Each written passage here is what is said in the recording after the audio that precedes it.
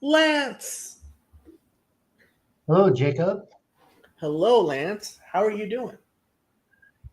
I had to walk the puppy. I was a little bit late. Walking the puppy is important. hmm There's a lot more smelling than walking, sniffing, I should say. Puppies will do that, yes. Good for them. And as they get older and older, the more it's sniffing and less walking. Yeah. My Happy is 14 years old now. Wow. How long do I don't know that because I'm not a cat person. How long do cats live? That seems like a long time. Happy is my dog.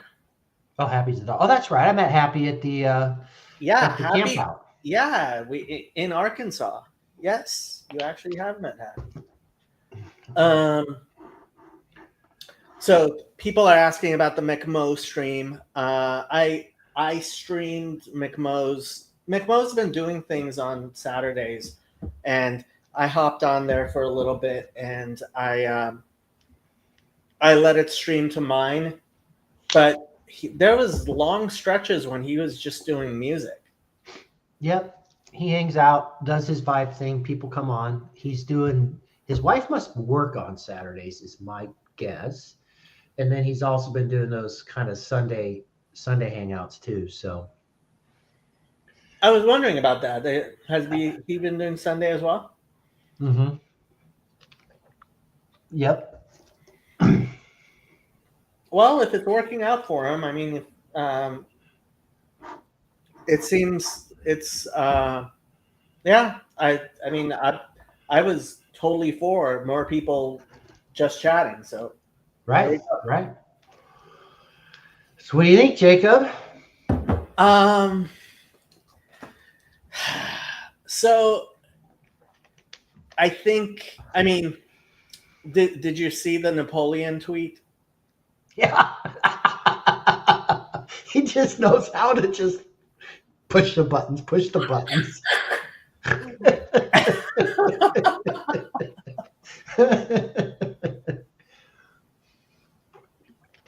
Look, we will see what happens when the Republicans pass a budget. There's a lot of talk. There's a lot of I don't know what going on. It's too early to declare victory.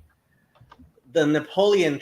So our dear our dear leader President Trump decided to quote Napoleon Bonaparte in a tweet today, in which he said he the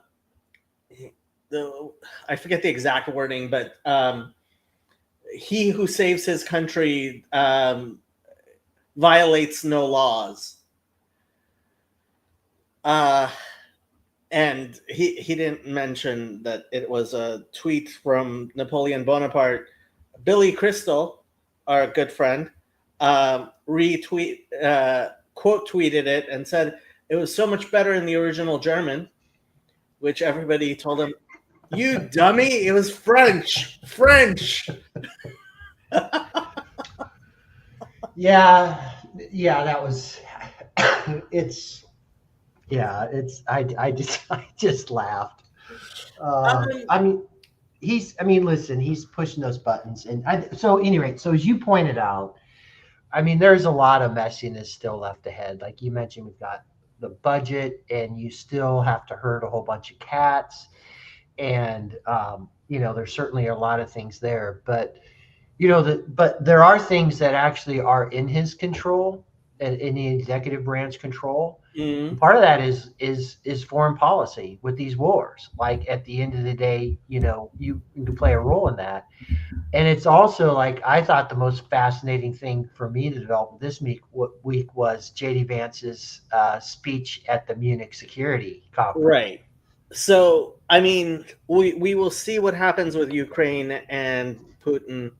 Um, I mean, the whole Hegseth JD Vance thing in Europe. Actually, right before this, I was listening to people talking about the Middle East and what's going on there.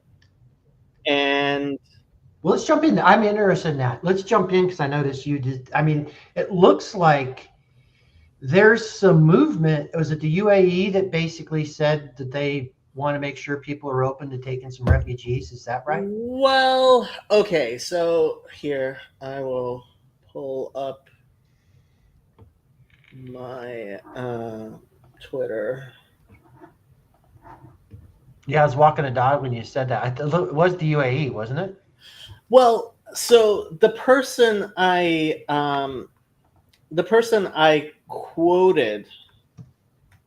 tweeted, he is in London and he is a Muslim Okay. who is very I mean he's this guy is no friend of Israel, let's put it this way. He's Okay. no friend of pretty much, I mean, I couldn't really figure which government he might be close to, other than possibly he might be very Turkish friendly, but it's hard to tell. And this is the thing with people like this Sami Hamdi guy. He's speaking a lot of truths that generally would get you killed in the Middle East. And so I don't know what his deal is. You have to be exceedingly careful with Muslim Twitter, and even more careful with English Muslim Twitter, because it is filled with Israeli, American, British, Australian, Iranian, Russian, Chinese, Saudi, all kinds of agents trying to affect the conversation. Paid agents, right? USAID was definitely paying people to say things in Arabic, much less in English, right? So you have to be very, very careful. But this guy, he has a pretty large following among religious Muslims who very much dislike Israel. And so this is something he tweeted a while back. This is February 13th, so a couple of days ago. And this is what his reporting. Keep an eye out for statements for the statement that will come from Emergency Arab League Summit. There are reports UAE is privately saying it will only attend to the Arab League Emergency Summit on Gaza if they change the rejection statement from "we categorically reject any displacement of Palestinians from Gaza" to "we categorically reject any," and he emphasizes this, "forced displacement of Palestinians from Gaza."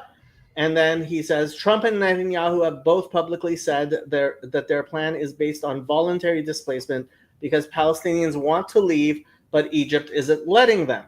In other words, UAE is saying it will only attend to the summit if the Arab League agree not to rule out the idea of displacing Palestinians from Gaza. Now, look at the response. This guy's not a huge fan of Israel.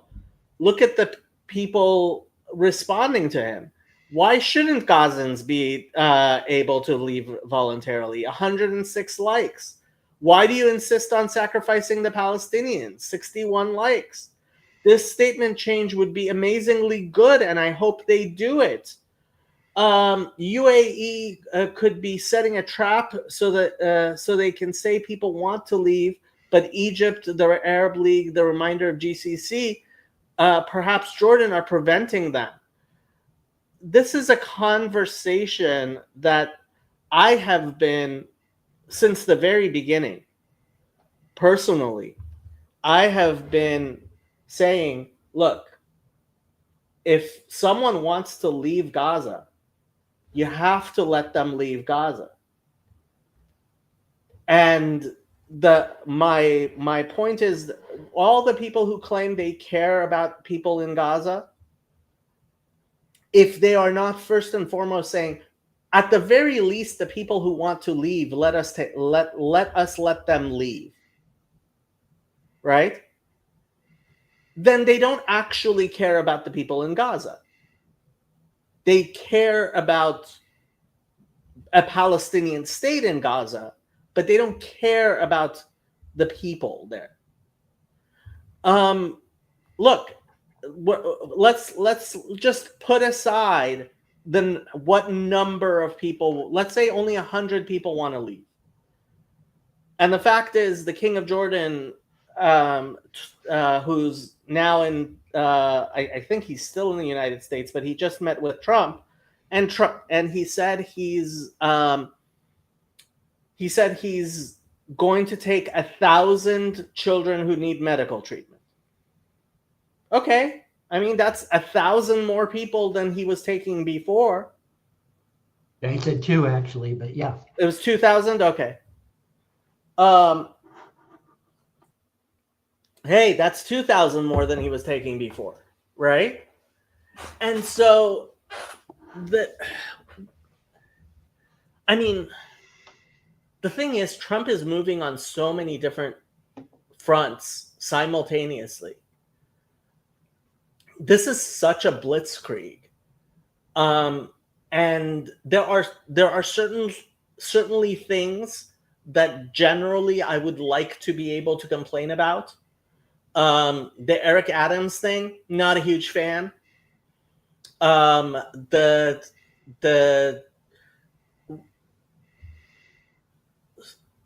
solidly conservative U.S. attorneys resigning, not a huge fan. Oh no. Well, we can get in. I can show you the folks who are tracking. Yeah, but I mean, who cares? It's I understand, and right now, I'm at the point. I spent too much time today on Twitter saying to people, I don't give a damn.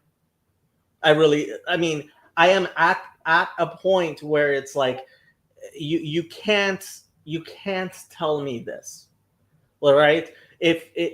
Look, Biden and Obama were using their discretion to prosecute, to completely gut our immigration laws and not allow states to stop immigration. Now Trump is using something that, look, if I were the judge in the case, I would say, if you drop these charges, you're dropping them with prejudice. I'm not going to drop them without prejudice, which I think that's the right thing for the judge to do. Because let's face it, Trump can pardon Adams if he wants to. That's completely within his rights. But holding it over his head like that, no. If I were the judge, I would not allow it.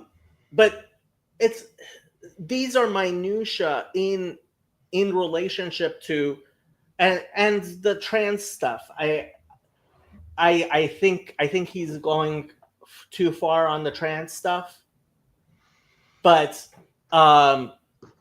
it's not a hill I'm willing to split our coalition on. Right now, I mean, I think I tweeted yesterday.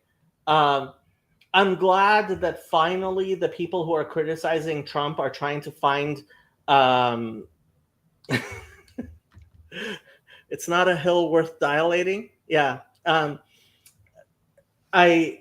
glad they're finally now making they're making arguments which I have, like, You might have a point, but this is when I hope in the near future I'll be able to sit in the loyal opposition, right? And we will. I think MAGA and Maha are going to split. Hopefully later. I mean, rather than too soon. And that's what I'm actually more afraid of, is that the split is going to happen too soon before all of the stuff gets done. But eventually we're gonna have to split, I think. What do you think? Well, yeah, well, first off, the collection is, and we can even get into this whole thing with Elon. The collection of people that have come around this are people that they understand, they want this corruption stopped at all these different levels, and they've lived under the tyranny, of all of that, and they're like, we're done, and we understand.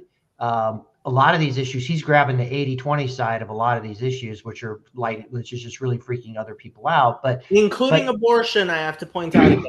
Well, so this came up, so like during the election, but there was a gal, Kimberly Classic or something like that. She's a Black woman. Like when the stuff came up with Ashley St. Clair and Elon, she was like, listen, she goes, I'm not a conservative. I'm a Republican right now. And so if I'm out with my friends having bottle service, don't give me your conservative crap. And there was the purity test that came out from the pro-lifers, which, by the way, a lot of the not-for-profit pro-life people are grifters. I would just say I can point a lot of them out. Not the people that are, I would say, that are grassroots people. It's the influencer types. You know what I mean? Mm-hmm. But their purity test was that Trump wouldn't come out with a federal ban on abortion. He wasn't going to do that. And actually, that would you were going to lose the election if you were going to go out and try and put that in place. So, okay, let's get practical here. Okay, you can lose the election to these people, and they're going to have abortion up and past 9 months. I mean, like, you got to pick your battles, right? And so right now, everything is, and for the first time in over 20 years, right track, wrong track, there's actually a positive right track on the country in terms of the poll. So there is this movement of people that are anti-corruption. They are done with whatever the EU is doing, whatever the Democrats were doing. They're just done with it. But over time, I follow such a wide breadth of people. When you think about, like, the libertarians are going to libertarian, and eventually they're going to have problems. Now, I will tell you, when you start doing things like eliminating these totally wasteful and corrupt agencies, you're gaining it. Like, they're like, okay, finally, for the first time, someone's doing something. I think there is going to be, here's really what the question becomes. Do we get 8 years of JD Vance or not? Right? And if you were to run out 4 years of Trump and 8 years of JD Vance, you actually have the ability to truly change Washington, the new direction of foreign policy, all those other sorts of things. Like, because in 4 years, because the other thing, which you're going to have to finally get to the point where you're passing some laws to get rid of out of executive order land and so on and so forth, right? So it'll be interesting, but you're going to have these groups, and so that's why one of the things I noticed is like, guys, we've got to get rid of our purity tests right now. This whole purity test stuff, like, there are a lot of people who have some fairly varying degrees of differences on things, right? It's certainly not a conservative platform, although there are some conservative things there. It's something different. This is something different that we're witnessing. And it's not left versus right. Right. I mean, okay, so I remember taking one of my introductory politics class, and Paul Vanderklay misquoted me on this, but he quoted me. And my professor drew a ideological spectrum of, communist, Marxist, feudalist, conservative, right? And he drew the spectrum on the board, and he went And this is the United States. That's all of us are right here. And this was 1995, 96, right? And I think that was right. In 95, 96, the United States was ideologically very, very united. And what's happened is that because of, I would say, the internet, there's been a lot of realignment, and there was what some people call the uniparty, right, which was ruling Washington, and it was the ruling elites, and there were a lot of these 80-20 issues where the uniparty was in the 20 and the rest of the people were on the 80, and there was kayfabe between the elites each talking the 10% and people. So for abortion, right, again, I think vast majority of Americans, they're against third trimester abortions, and they're against laws restricting first trimester. 68% of this country agrees with a rare but legal thing. Kind of what exists actually in Europe. Yeah. Like the whole rare but legal is what 68% of the country believes. You're right. And so abortion is just one of the many things like that. And what happened was Donald Trump came and he saw an opportunity to take these positions, including on immigration, which the vast majority of Americans agree on, right? And so he built a coalition of people who have a lot of ideological differences and theological differences, right? And frankly, wouldn't necessarily be sitting together in a government coalition, but we've had to kind of be like, okay, the ruling elites right now, the way the parties are aligned right now, where the platforms are and the arguments isn't working for us. And so I think, okay, now I hope the dam has broken, because the election was pretty close. It wasn't as much of a huge election as I was hoping it would be. I mean, but it couldn't be because the people in power, right? The Ezra Kleins and Kara Swishers of the world, and Bill Kristols of the world, the Lynn Cheneys and the Kamala Harrises of the world, have had a certain grab on a good 30% of Americans who get their news from CNN, and they think MSNBC is too far left and Fox is too far right, and CNN must be telling them something vaguely in the middle, which is completely false on all three counts, right?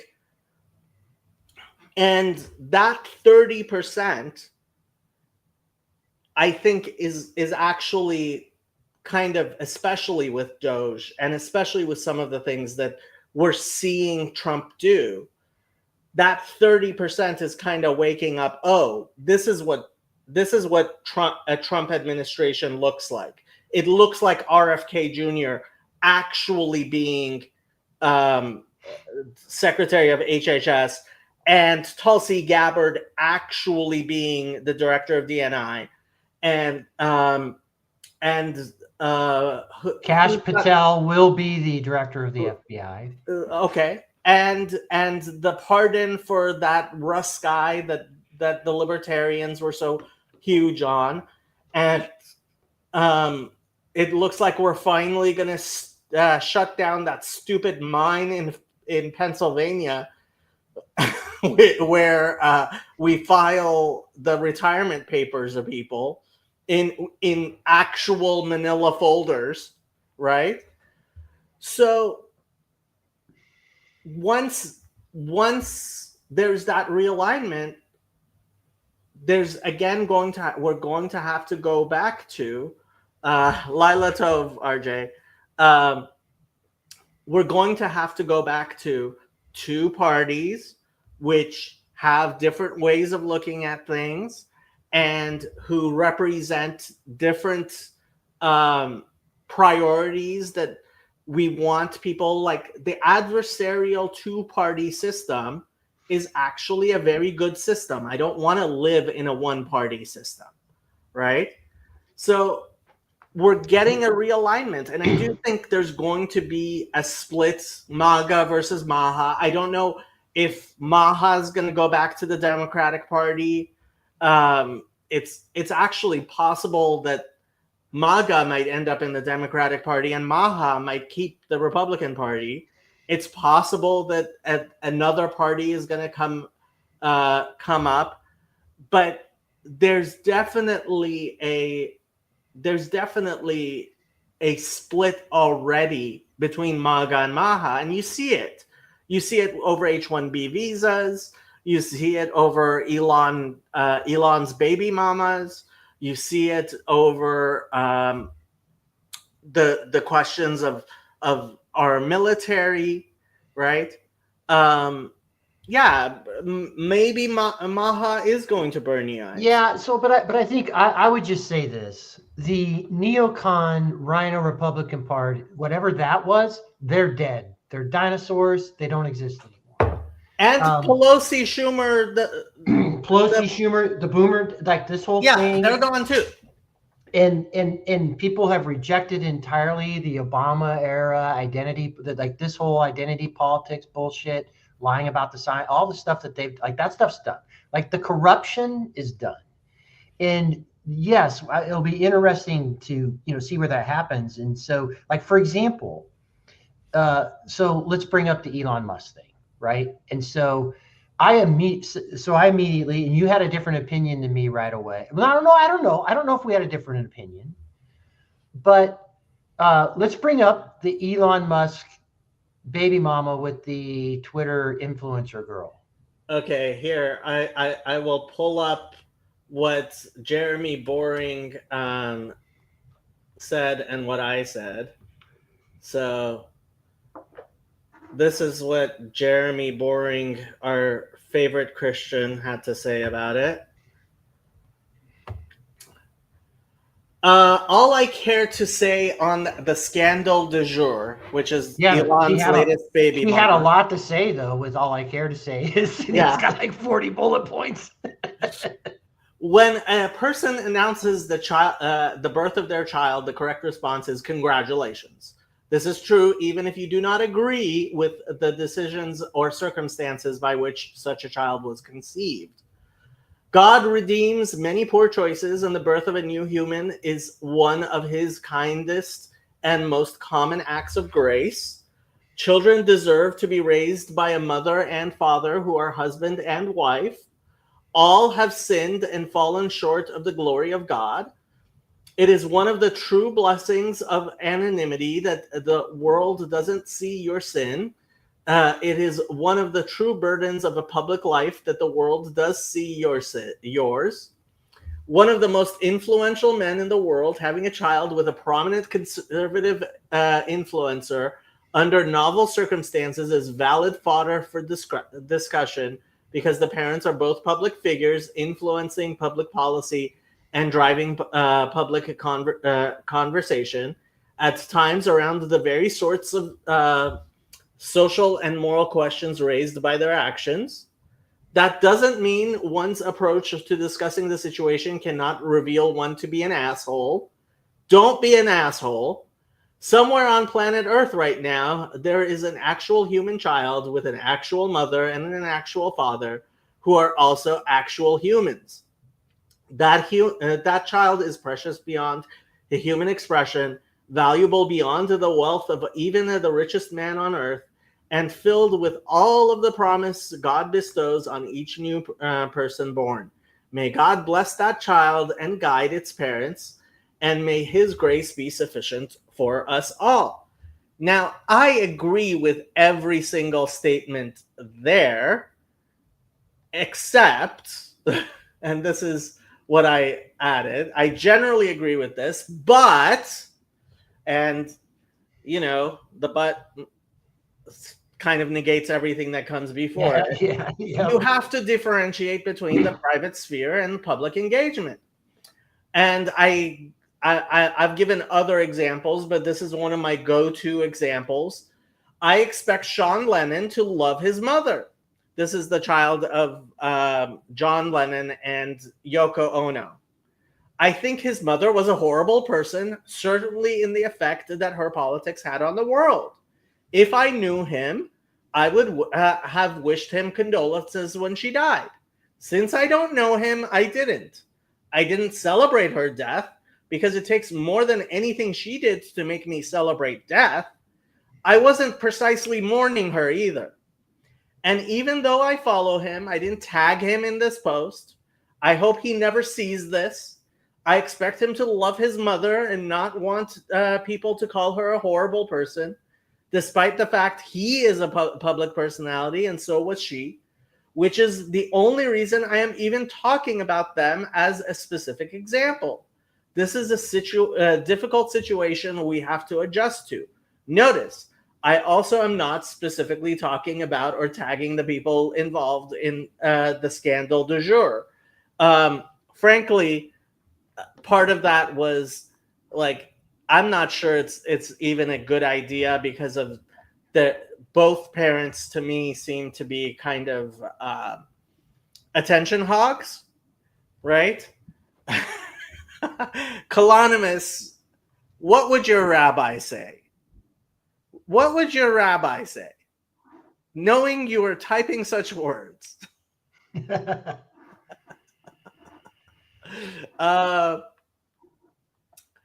Look, yeah, so that's my feeling is if I had known the latest baby mama or Elon, then maybe I would have said congratulations. I didn't like the fact so many people said congratulations who obviously didn't know her. Yeah, I think so. I think we probably don't disagree. One of the things that I saw that was coming out for a lot of people, and disregard the left trying to point out that this is lacking family values or whatever. That's okay. You idiots let naked people on the White House lawn during the Pride events. We're not okay. We're not paying attention to you. Frankly, I don't care, Margaret. So you go sit over in the corner right now. The adults are going to have a conversation.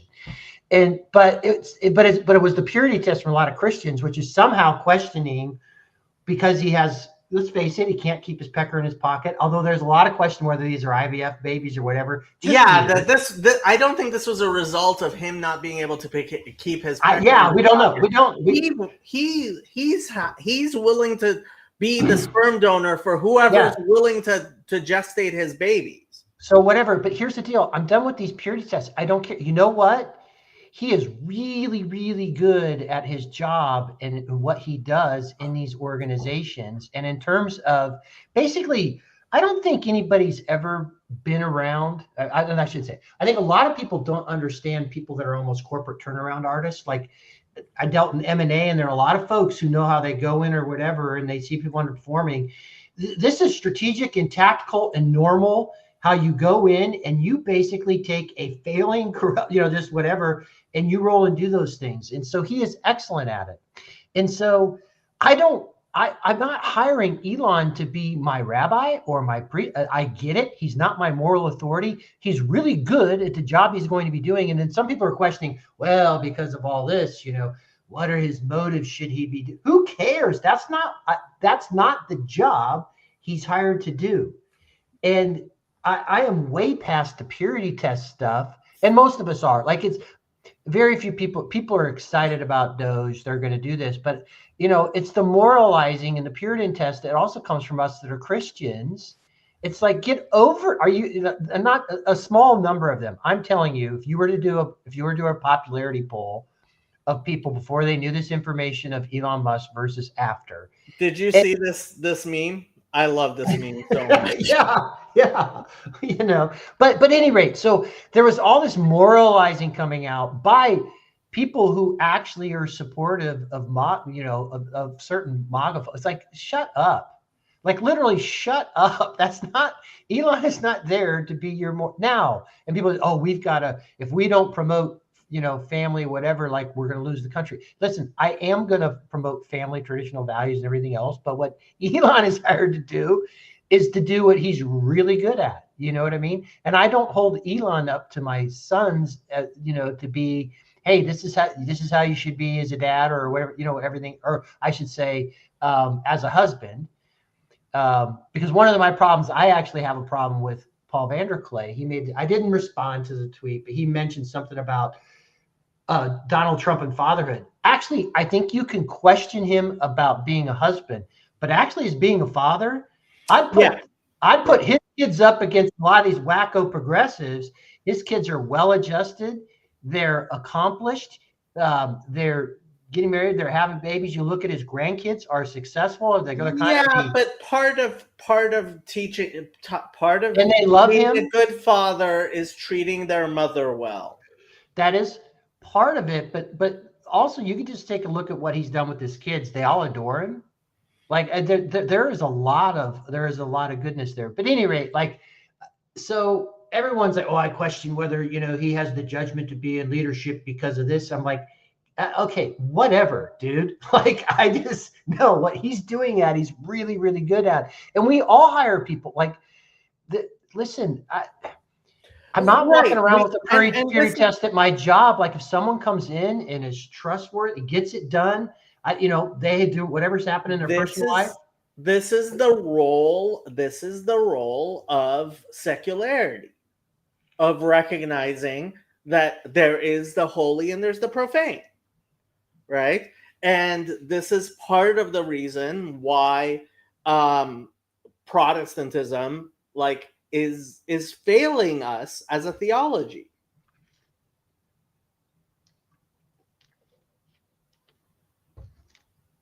But because ultimately, look, there is a role for, if it's not illegal, then you kind of have to say, okay, I'm not going to take that into consideration when I hire a plumber. Right. And that doesn't mean that everything that's not illegal is something that I'm fine with. Right? When I'm getting heart surgery, I don't care if my surgeon's an asshole. I just want him to do the best damn heart surgery and just give me that surgery. Right. Yeah. Right. Like, it's common sense. Like, it's common sense sort of stuff. So anyway, now it's not a big brouhaha. I promise you, a week from now, most people aren't even going to care about this sort of stuff. But just but I've seen throughout all this, like, there comes these purity test moments that come out, and it's like, again, we're past, like, we've got to get past that stuff. You know what I mean? And the other thing that you talked about, which is, and this going back to JD Vance in the Munich thing, one of the things what they're doing and what this administration is doing is all the other milquetoast people that were afraid to actually boldly step out and stand up for certain things are just doing it, right? And saying the things that needed to be said, like to go to the EU. And that was an amazing speech. But he also he said, hey, as the U.S., our administrations, we've played our own role in this censorship and, this authoritarianism and everything else. But to tell them to their faces, we're not doing that anymore. And by the way, we're going to have a big battle when this Digital Services Act comes into place, and we need to stick up for our American companies. And I love my European brothers and sisters, and there's a lot of people that are fed up with what's going on in their countries.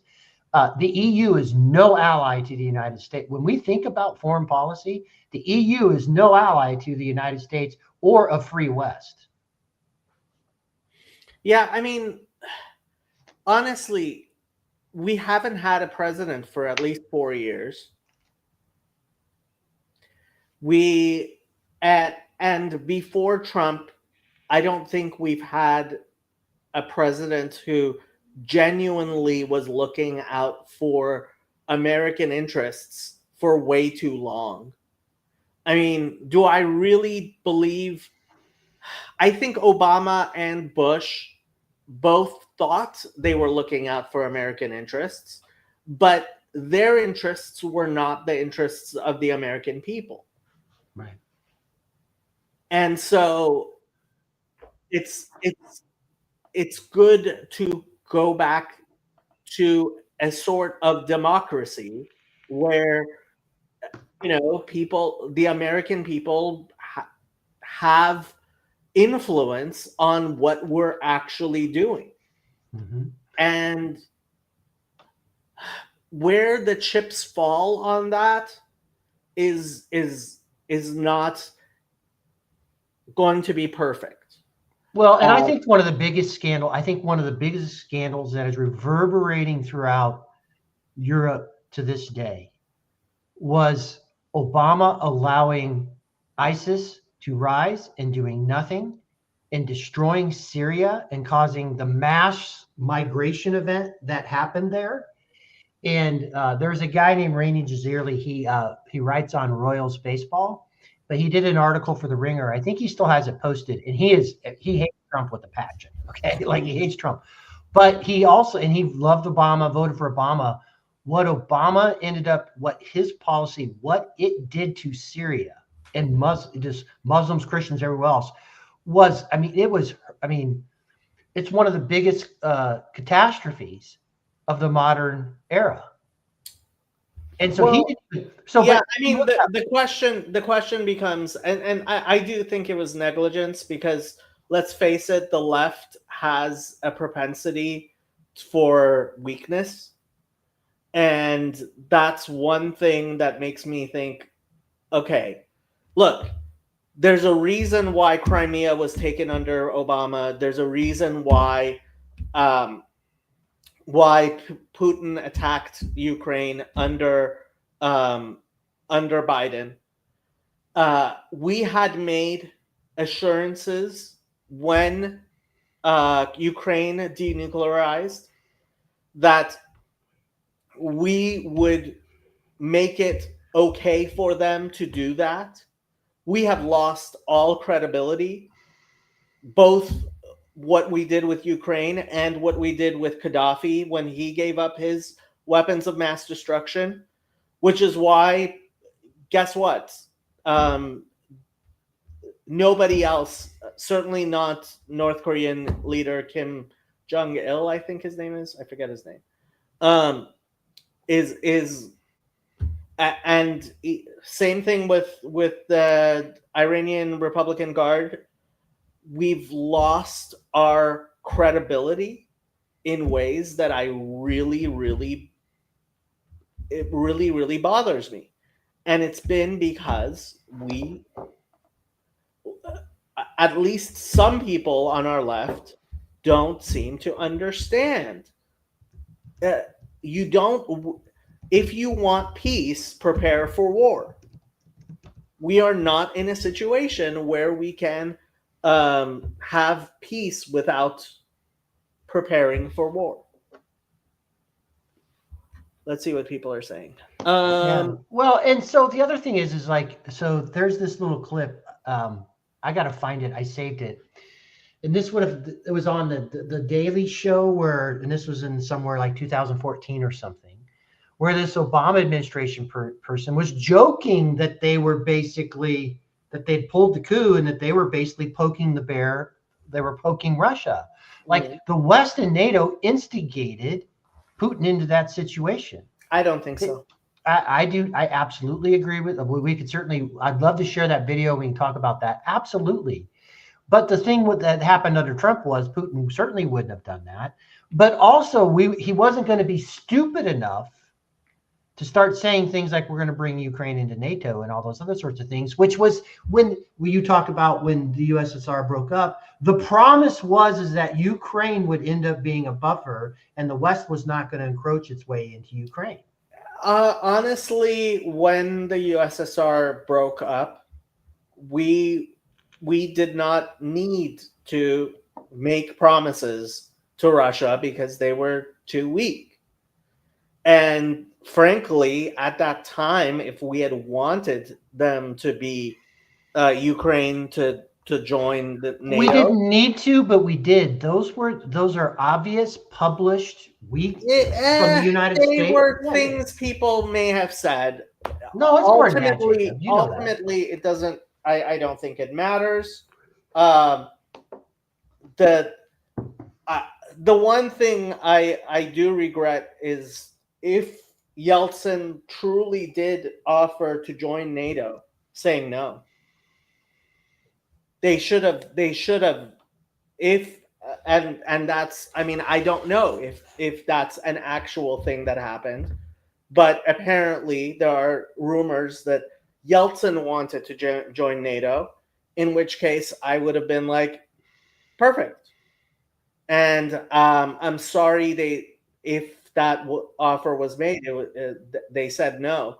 But Georgia, even Armenia, but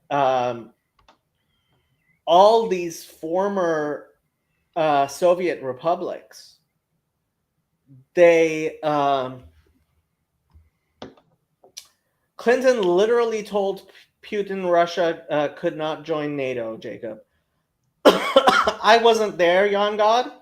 I'm glad to hear that you personally witnessed this story because I personally don't believe any of the people who claim people who claim. So Mark says the real thing is, what would be the point of NATO be without the threat from Russia? And this is one of the things that has China. to happen. Something that has to happen. We're still in a post World War II, Cold War stand, all this weird stuff. We still have the Marshall Plan in effect. That's why these tariffs are there. All this other crap essentially is there. This is the time everyone needs to sit back and rethink where we're at in 2025 and what's the correct posture. Now, from my perspective, I think with the people of Europe, like, we have a lot in common. I don't think the EU and its leaders are doing very well to represent the people. So do you know the EU structure, political structure? Yeah, and like Mark pointed out, the EU was meant to be an economic force, to be the stated purpose, to be able to counterbalance the United States and so on and so forth. Yeah, but they have elections for a parliament, but the parliament has no power. The entire power belongs to these commissioners who are named through some secret process. Nobody. Right. It's total bullshit. But they do have, but they're having an out. But they have a massive effect on Western Europe and clearly, fining American tech companies billions of dollars and all these other things that through the EU they're doing.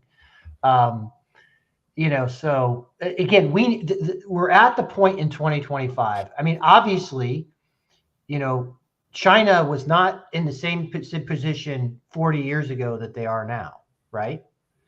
And so things have changed, and a wide-eyed, rethinking of our posture and what we need to be doing in terms of foreign policy, needs to take place. But I promise you, this whole globalist, authoritarian, censorship, misinformation, and disinformation crap that's running. I mean, literally, they annulled. I'm so glad JD Vance brought this up. I actually go to church with Romanians. They annulled the election to stop a populist government from being able to come into power in Romania. They stopped it. They paused elections in Ukraine because Zelensky's in trouble. Look at this crap that we're pulling right now, right out in front of people in supposedly democratic, free Western societies. So, Andrew, where are you driving? I just came back, actually. Where'd you come back from? The Dead Sea Scrolls. Again? Again. How many times are you going to go see the Dead Sea Scrolls? It was only twice. I think that's the last time. Were there any new scrolls? No. Did your Coptic friends come with you? No. The you- Ethiopian ones did. Oh, okay. So Yeah. so you didn't just go alone. No, I would not. I wouldn't. Okay. Yeah.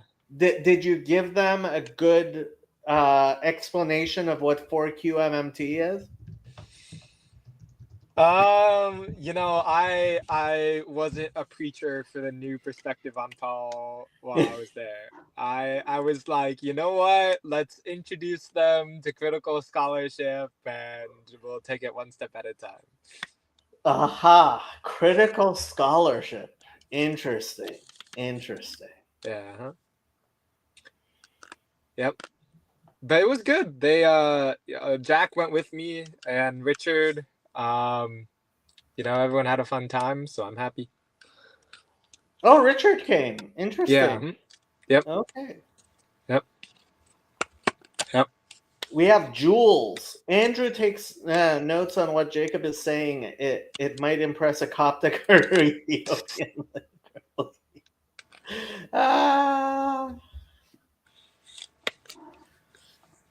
In terms of the Dead Sea Scrolls or in terms of politics? I'm thinking Jules was thinking in terms of the Dead Sea Scrolls, but you never know. You never know. Yeah. So what are your thoughts on all this? On all what? Well, you're a huge Ron Paul fan. I love him. And you're a huge fan of just knocking women up left and right, having children, never fathering your children. All the time.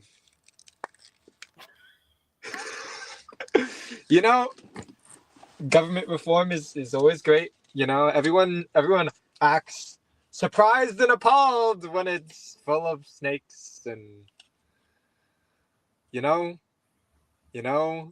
I think Caesar wasn't that bad. I think he did a lot of great things for Rome.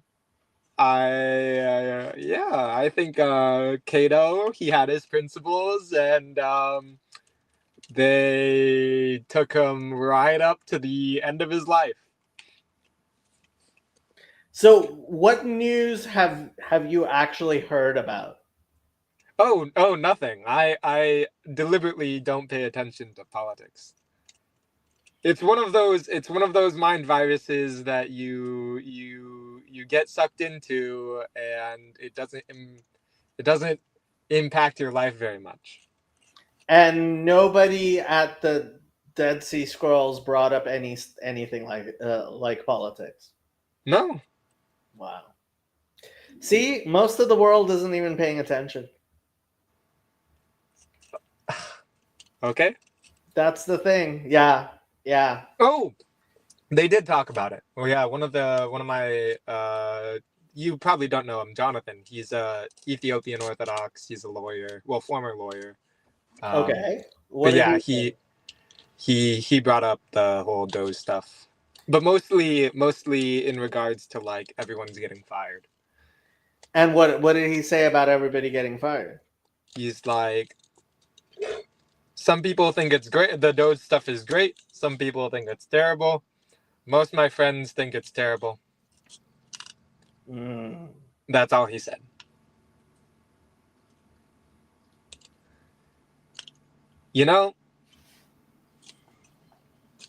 Government is decreasing. The world is advancing. What can I say? Mark says, yep, most of the world doesn't care, which is the correct answer.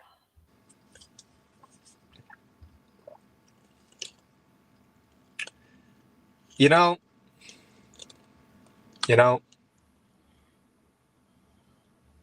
you been, Lance? I legit have not seen you in a while. Good.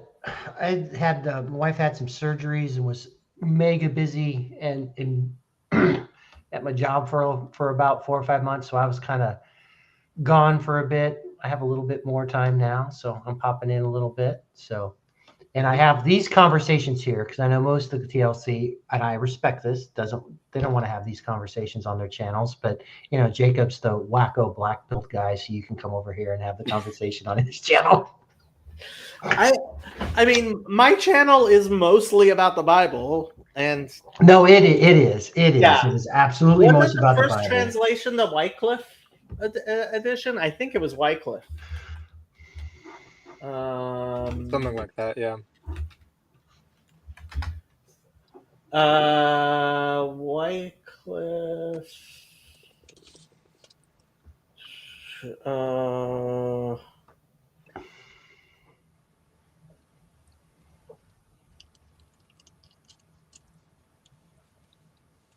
I think that's the oldest English translation. I think the Lutherans would have a fit if you said like, the earth trembled when the Bible was translated to English.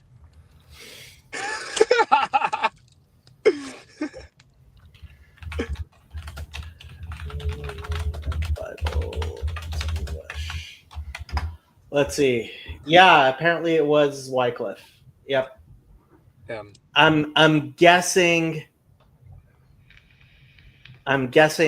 Oh, this was a test. I thought you were genuinely asking a question. I guess you had a thing. Yeah, Tyndale was after Wycliffe, wasn't he? When was Tyndale? I don't know. Don't look at me. Tyndale was hundreds of years after Wycliffe. Wycliffe translation was 1395. Tyndale was 1522. Yeah. See, I know a little bit, even about the Christian bullshit. Let's go. Sorry, my Canadian friends, the USA just beat Canada in hockey. That was We beat them at their own game. And they booed us, the national anthem. That's the only thing they can do. I actually think a good first step would be Canada pegging its money to the US dollar. I don't know why they don't do that.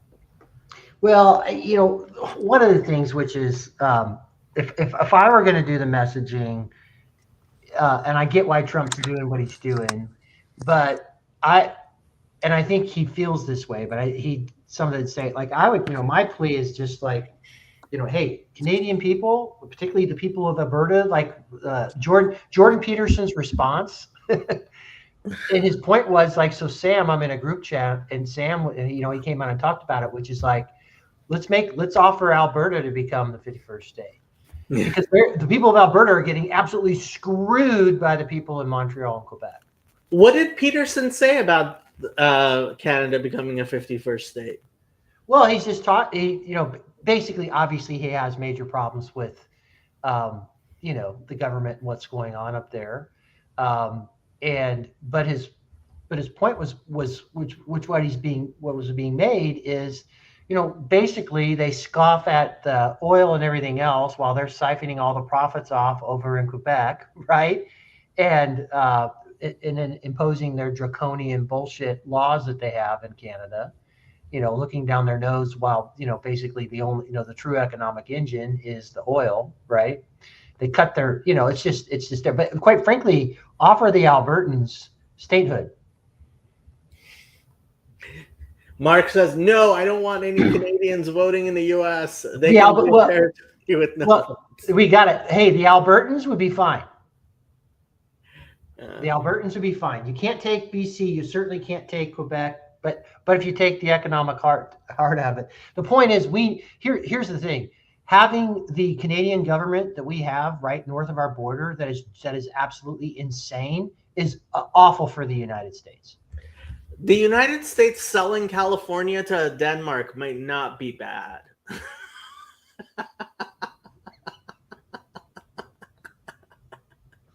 I'm not sure. I'm not sure that's the worst idea in the world.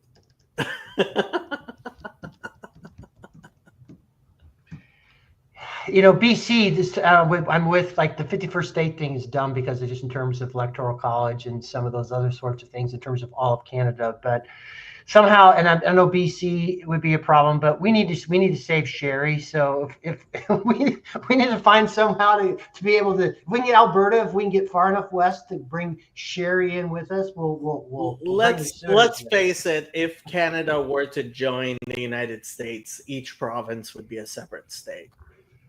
Right. Which would completely change the Senate and electoral votes and stuff. The play is to do some sort of what's really beneficial is if somehow some sanity comes back into Canadian politics. But I just don't think the way it's set up, I just don't think you're going to have that.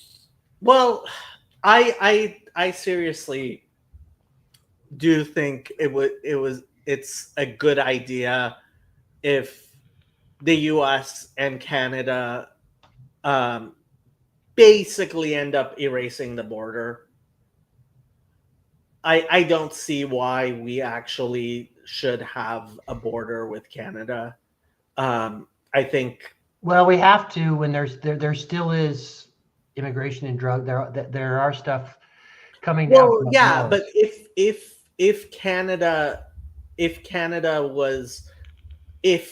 the United States and Canada were yes, if they're our borders, our right. external borders. If we had a shared idea, if they were actually enforcing their borders and immigration and had something saying, absolutely. Yeah. And Jules the Cajun wants to unite with the Quebecois. Yeah. But if we had shared money and we had no real border, and then eventually free movement between Americans could go live in Canada if they wanted to, and Canadians could come live in the United States if they wanted to. I think that could work. Yeah. Yeah. And I think the thing that is very popular, and I know this we just have had these, and where Trump is absolutely right, is we have very stupid economic policies between between a lot of our allies. That stuff just has to change. Particularly when you get so disparate, like with what they're doing, like the Freedom Trucker Convoy people, when they can steal their bank accounts, when they arrest them, we have all that stuff's going on up there. When it's that disparate, we just no, we're not. We can't support a government that's doing those sorts of things, and we just no more welfare. Yeah, this is the thing. The United States, I think a large part of it is that the United States Navy is what is keeping the shipping lanes going. We have been, basically the peacekeepers around the world, and we're just not willing to pay for it like we used to be, and we can't pay for it. That's part of the problem. Now, if we wouldn't have had the staggering amounts of grift and corruption that has happened over the past 25 years, the 30 years particularly, it allows you to do a little bit more of that. But yes, we can't be paying for everyone else's defense while they're tariffing us, while we're propping up their economies. Now, I understand, the argument. So the bullshit neocon argument would be, well, that gives us leverage and power because they know we're propping them up. So then we get to have a lot more say and power. The United States has that kind of power just because of the nature of the United States. And when you become so disaligned, now we weren't, like the Biden administration or Obama administration was not so disaligned from from that because they continue to do it, the neocons. But it's just why we need to do a whole rethinking of these things. And at the end of the day, it's the same thing as in your personal life. The individual countries are stronger and better when they have to, make it on their own 2 feet, so to speak. Yeah. Well, we'll see what happens. There's a bunch of people watching, but nobody's jumping on.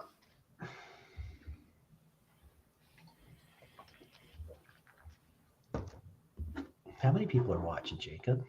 There are probably around 20. It says 18, but that's usually a little not.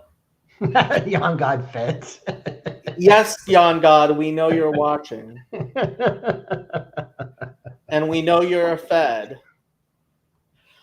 By the way, Jan God, I wanted to talk to you about the autism thing. Am I crazy? Well, yeah, I kind of am, but that's beside the point. Yeah, that's exactly what a Fed would say. That is exactly what a Fed would say. But so we've been having a lot of discussion. Did you see my video with Christianity on the Spectrum? I got about 25 minutes in. Okay. I like that. I like that guy.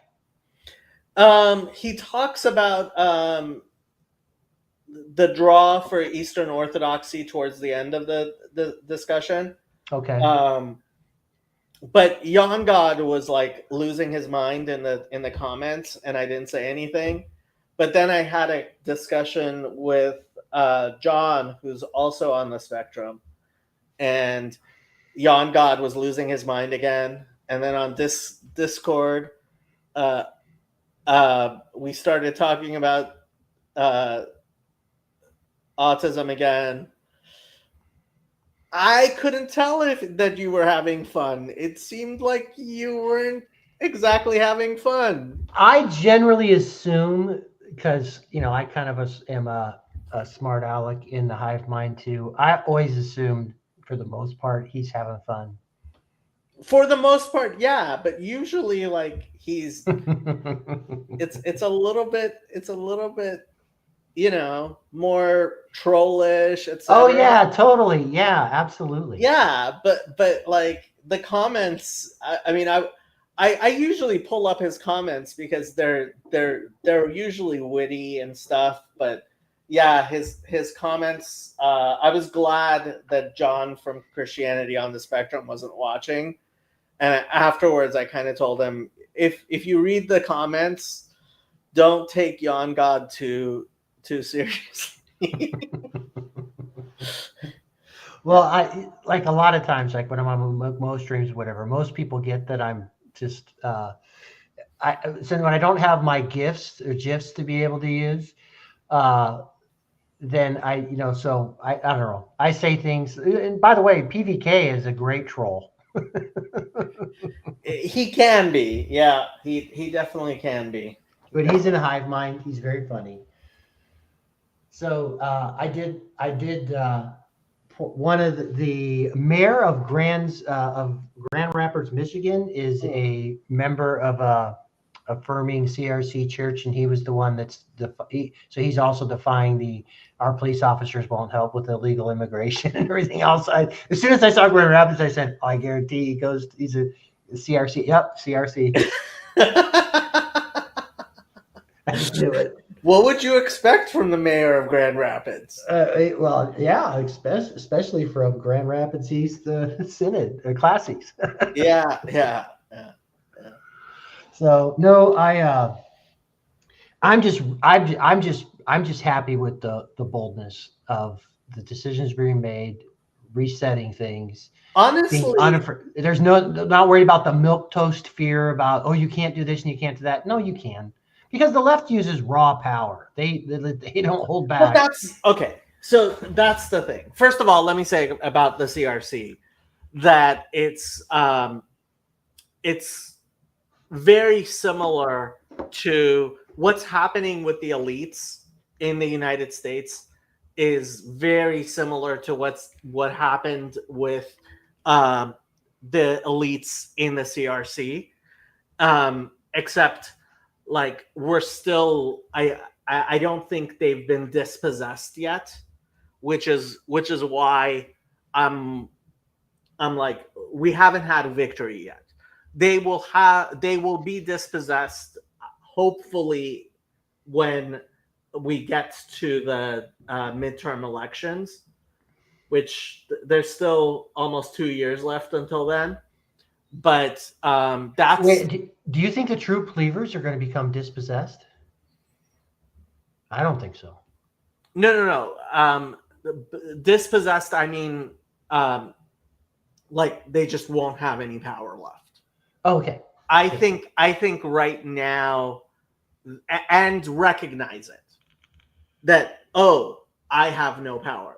I think the New York Times does not recognize that they have no power right now. It's Brett Weinstein said it's like watching the dinosaurs and they don't realize the comets. It's obvious because listen, they've thrown the kitchen sink over the past 9 years, and all the rhetoric in the lawfare and everything they threw at everyone, the Biden cover-up that everyone knew he was mentally incapacitated even before 2020, all that stuff. If anybody if they believed him, you wouldn't have had the sweep of the 7 swing states. And the most fascinating graphic that is just amazing to me to show, like, you live in California. There wasn't a single county that moved left. Not one county moved left across the entire country, and that includes the deep blue areas. And I love Cernovich. He called out. So a bunch of these California milquetoast Republicans didn't want to go they didn't want to just really campaign on an anti-crime policy because they were still too scared. He's like, had they gone out and campaigned on an anti-crime policy and just said those things, they would have won. Yeah, I mean, so this is the thing. I think at least the Ezra Kleins of the world are saying to themselves, okay, we survived 4 years of Trump before. And frankly, I was thinking they survived 4 years of Trump before. That was my main thing about Trump, was like,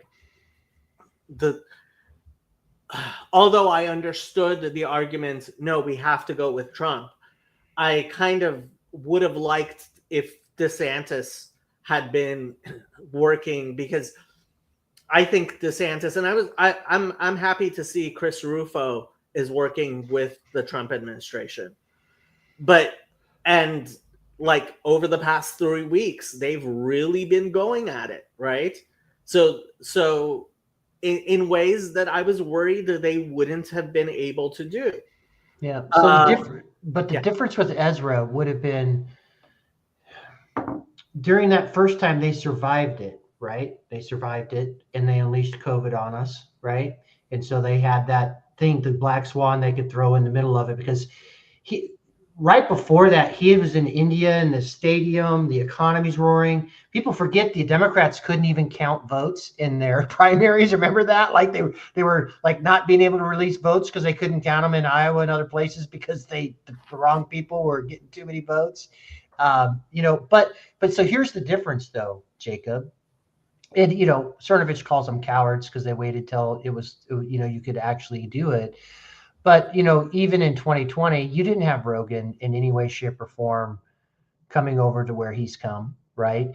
You didn't, someone like Elon was still voting Democratic, right? They jumped the shark so bad that they lost so much. And then for whatever shred of belief people had in CNN and everything else, COVID was massive. They pissed off a ton of moms in this country. They pissed off a ton of women in this country that didn't like the way Trump talked. And they pissed them off so bad that they moved, a lot of Maha moms, those sorts of things. So that world that they survived, they committed suicide from between 2020 and 2024. And this is why you're talking about, we're in a whole new world, a political realignment. It's why there's a mandate to do the things they're doing.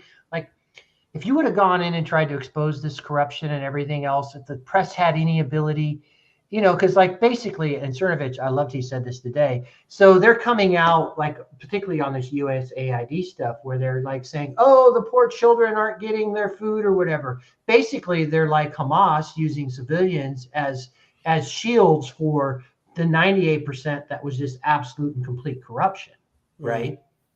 And it's been broken. And I just love like, so this is the TLC thing. It's like, well, we just got to create podcasts. Listen, the kids aren't going to listen to you guys lie to them and talk about propaganda. No, they want to have people that can have a real conversation and ask questions and deal with pushback. Y'all can't do that. Like I love it. Like Jen Psaki was on Jon Stewart or whatever, and they keep saying this. Well, we just need to work on our communication, like our messaging wrong. Like if we just package this dog shit a little bit differently, like people will like it again. No, we know what you're up to. I almost actually I almost amplified that discussion with Psaki and Stewart, because I do think it's an important one where they were seriously asking for real questions. I think one thing I would want to say is I don't think the last 20, 30 years have been more corrupt than things necessarily were, certainly 100 years ago. Certainly before World War II. Political corruption is not new. What is new is we're all walking around with cameras and recorders in our pockets. We have incredible amounts of ability to publish and publicize what the corruption that we see.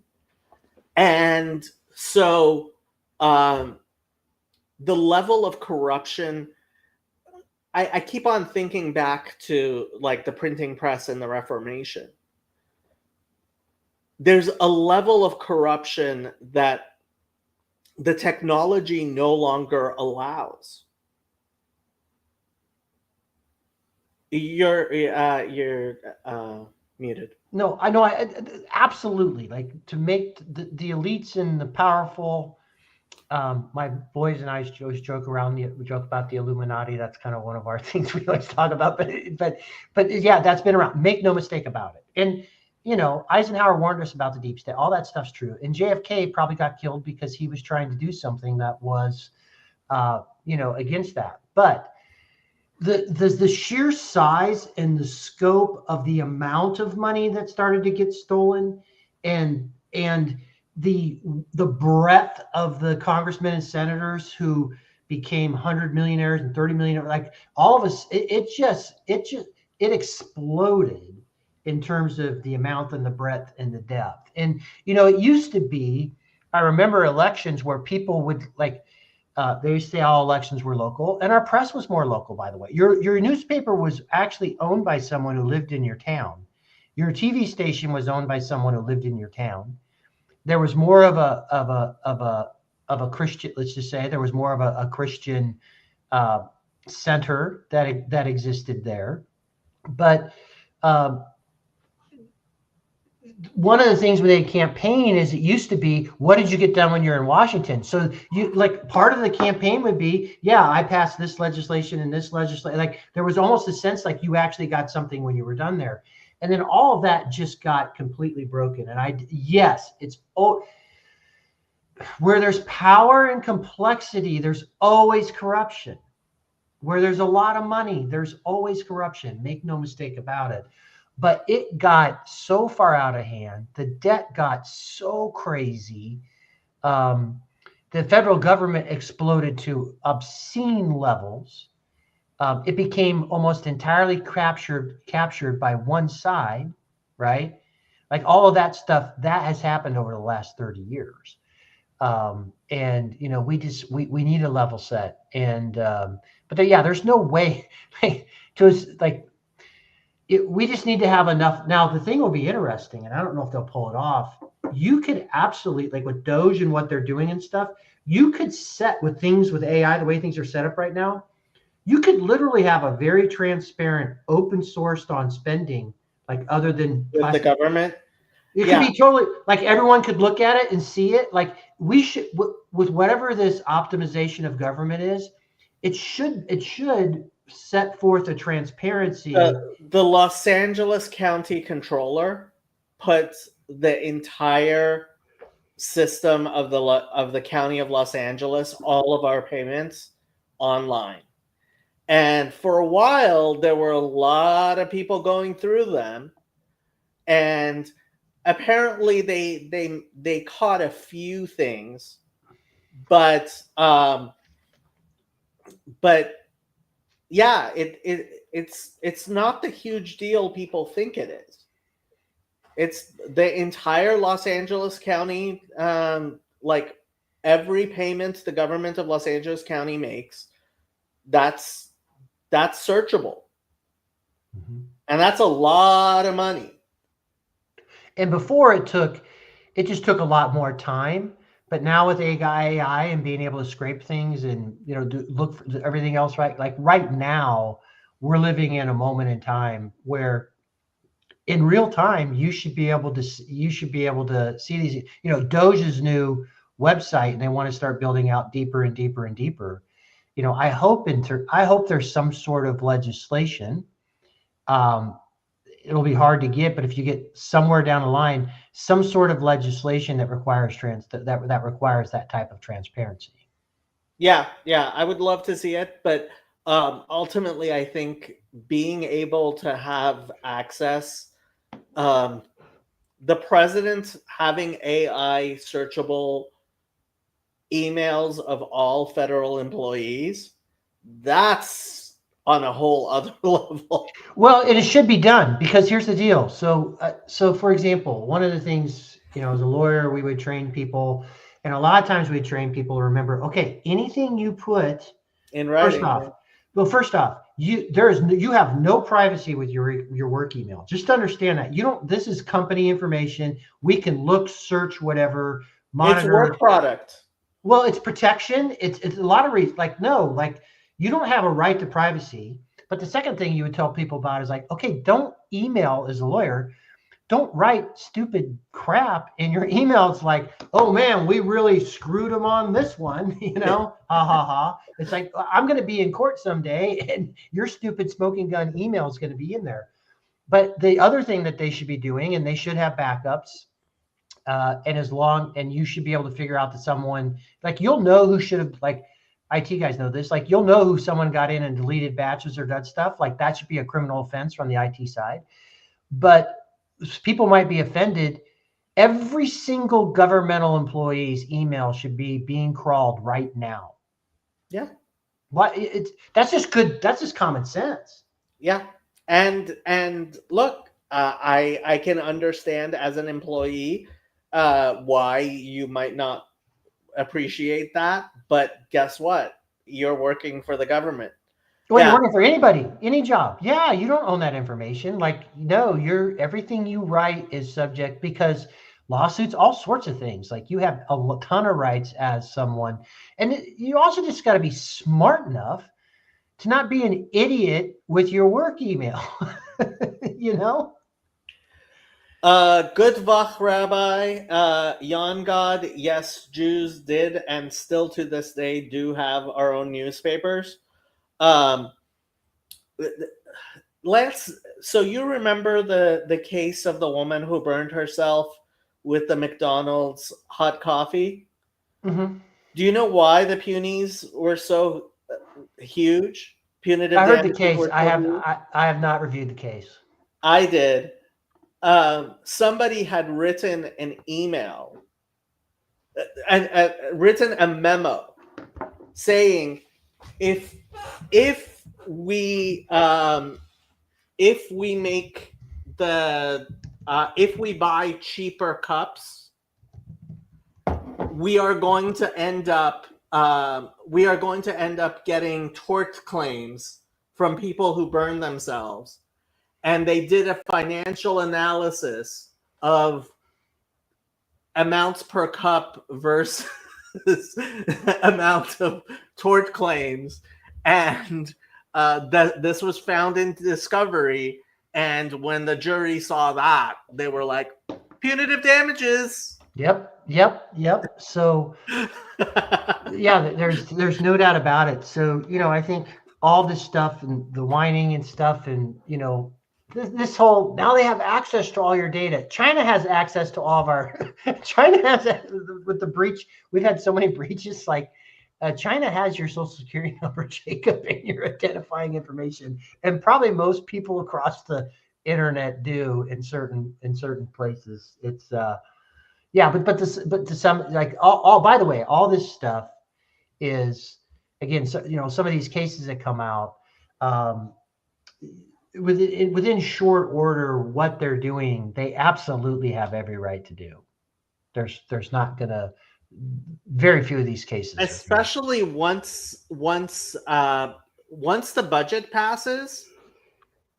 And that's the real question. If Congress passes a budget with $2 trillion in cuts, like they've said, like, what are they going to say about the president making cuts when Congress passed $2 trillion in cuts? Right. Well, and so Mark brings something. This is why I think no one is doing anything about this, correcting corruption without public punishment. So the fact of the matter is, and who cares? They set this up so, oh, look, he's going to actually, people who did illegal things, oh, look, see, they're doing it. They're doing lawfare. No, it's not. They projected it ahead of time. You do need to go, and some of these people that broke these laws, and that includes in the FBI, that includes in the DOJ, that includes other places, they need to be put in jail. Otherwise, people will come back and do it again.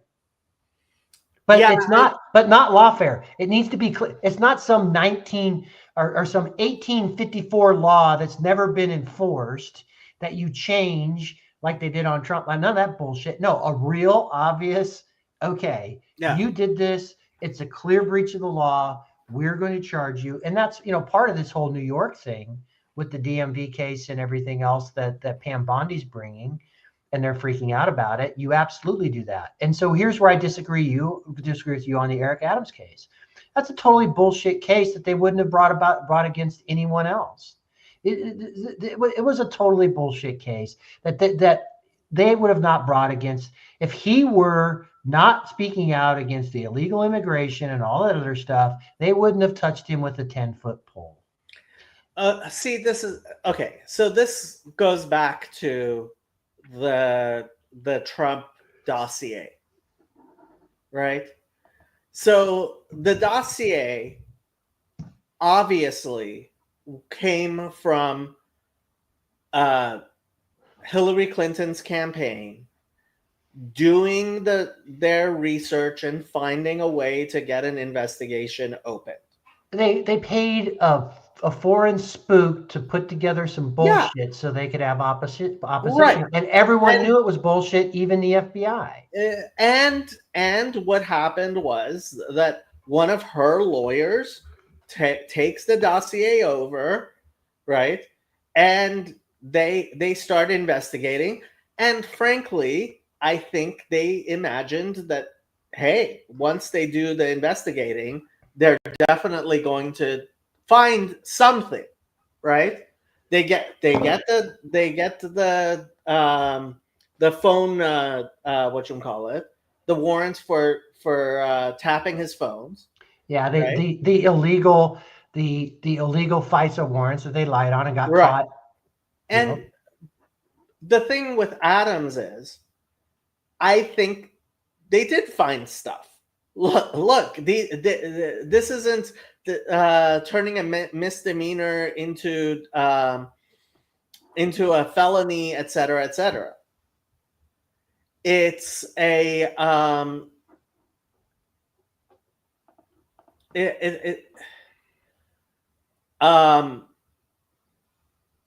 but yeah, I do think, like you're saying, that Adams.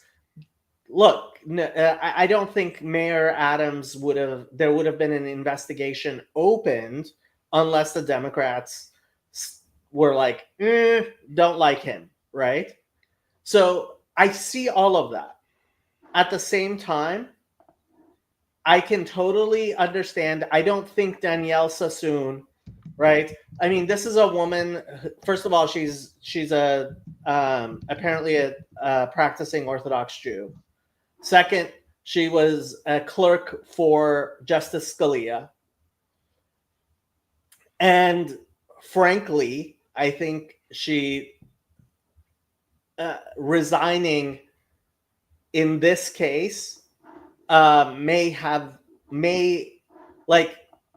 this is not the best way to end up being on the Supreme Court, which, you know, once you're a clerk for Justice Scalia, and you know, so I think she genuinely felt, hey, there's a crime, we can prove there's a crime, and I really, really don't like this idea of dismissing the charges without prejudice. Like, if I were the judge, I would be like, you're either prosecuting this or you're dismissing it with prejudice. You're not gonna do this rope-a-dope shit. Yeah, no, I would just say this Danielle Sassoon, okay, just in terms of this, she's a never Trumper.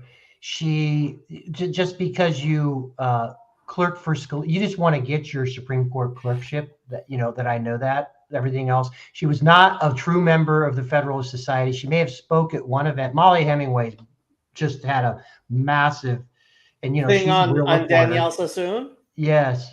Okay, I'm gonna have to look this up. She was one of them. There were other ones. I do follow Molly Hemingway. She was hired there by Bahara.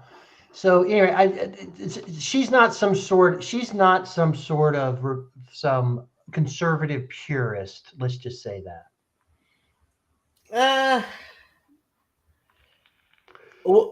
If you were the judge, would you be like, yeah, go ahead and dismiss this without prejudice? Oh, 6 for one, half a dozen for the other. I know you mentioned that earlier. Whatever, I'd dismiss it without prejudice. Really? Sure. It's at the end of the, like, this. If you dig into this, like, this is just such a mealy-mouthed thing. But this is another thing you need to do. And I'm just going to say you might break a few things and you might run a few people off. DOJ is completely and utterly corrupted right now. And getting control of the DOJ, if a few good people leave and you get rid of a lot of other bad people, I really don't care.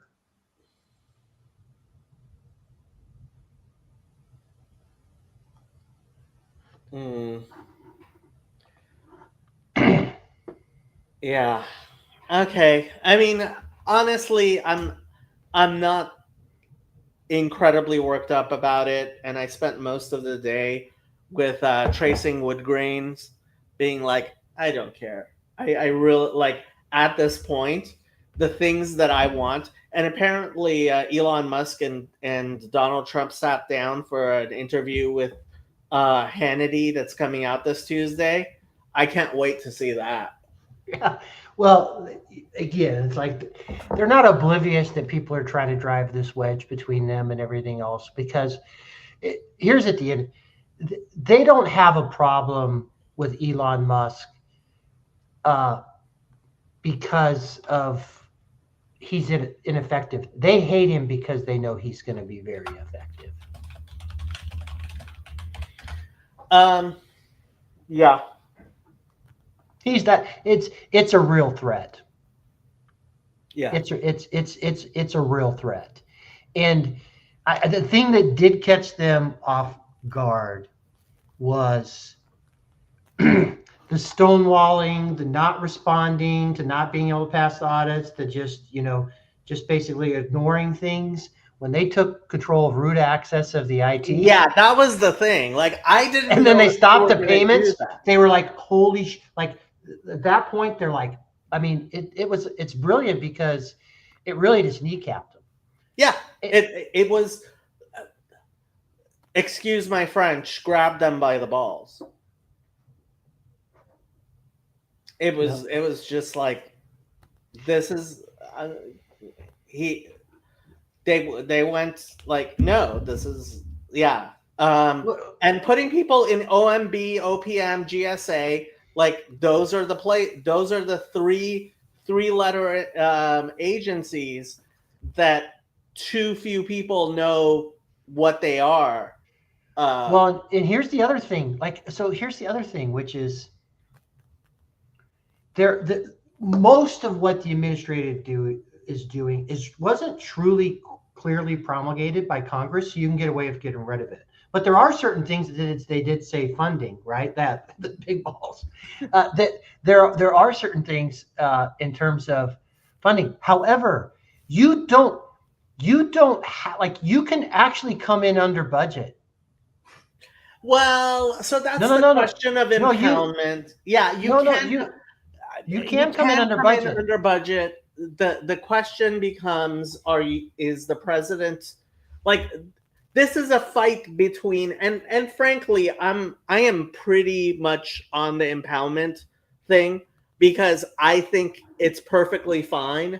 I think the power of the purse strings is okay, this is as much money as you can have for this. You can't have any more. Well, people forget, like, they don't have a problem with it. Like, the executive branch was set up to have the most power. Of course, you have the constitutional checks coming from the Supreme Court, and then you have Congress, which is supposed to be passing these laws, which the president can veto. Right? The president, at the end of the day, can veto. And then if they can have a large enough majority, they can overcome the veto. But it was set up for an executive.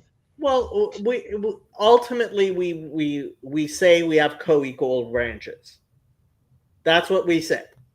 And at various times, various branches have taken more or less power, and that's why they start talking about constitutional crisis, despite the fact that we obviously are not in one yet, because all three branches are Republican.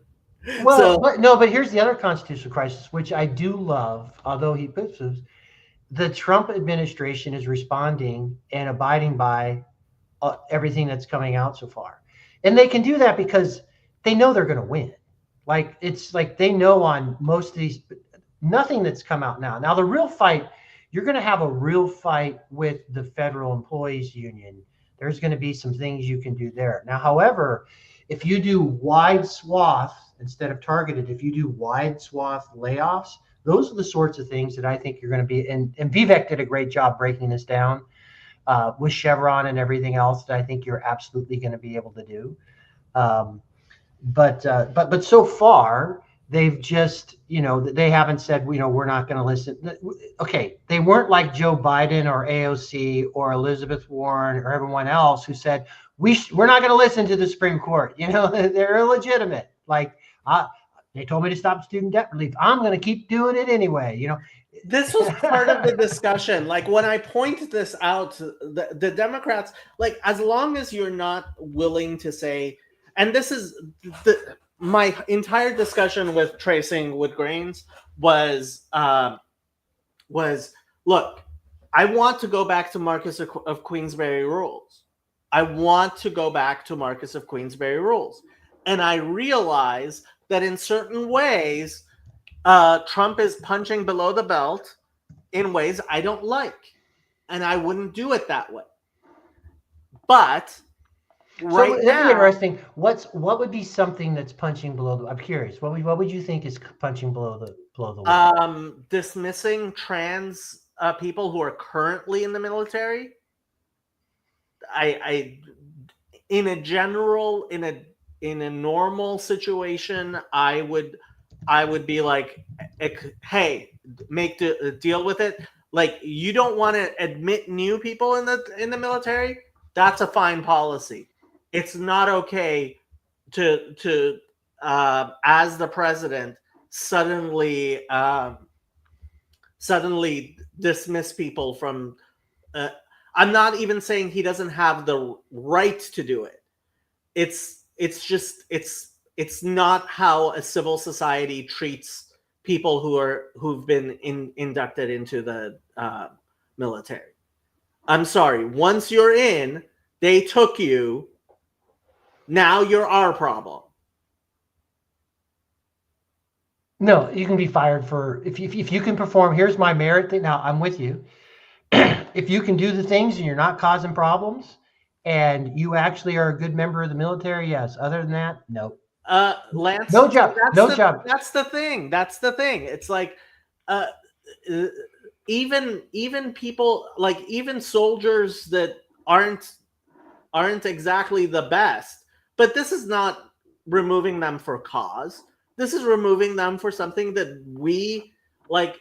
No, I wouldn't. A few minutes ago, we're celebrating. I want to say I agree. Like, so I think that is you pointing that out. I don't disagree with you. So I get what you want. I wanted an example. Yeah.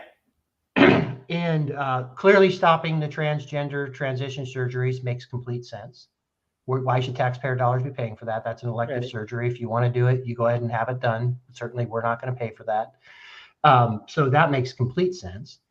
If you would talk to a lot of people, there were major issues being caused because a lot of them were on the march doing all sorts of stuff that was causing problems when you talk to people that are in there. And the one thing that I think that the military is really good about, I lived right next to literally where I grew up. We were, as the crow flies, a mile away from the end of the Strategic Air Command off at Air Force Base, which was where the AWACS, and that's where Bush went on 9/11, came like literally right by my house. So grew up with tons and tons of military people.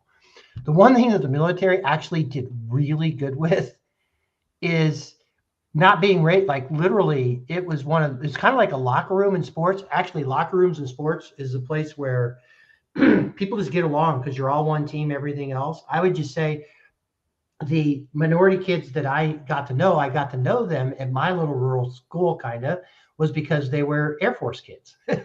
And so when you have in the Air Force, you had a very diverse, so on and so forth. So I think the military does a great job in terms of merit and if you can do the job. But so with respect to this, if you were to ask me, if I were advising Trump on that, I would have said, I wouldn't do the ban now. Like I wouldn't do a complete ban. I would agree with you on that. Well, I mean, I'm fine with a ban of not admitting people. Even like we always grandfather things in. Well, I disagree. So I disagree with that. In a normal situation, you move from one policy to another in a way that it doesn't leave people disproportionately poorly affected, right?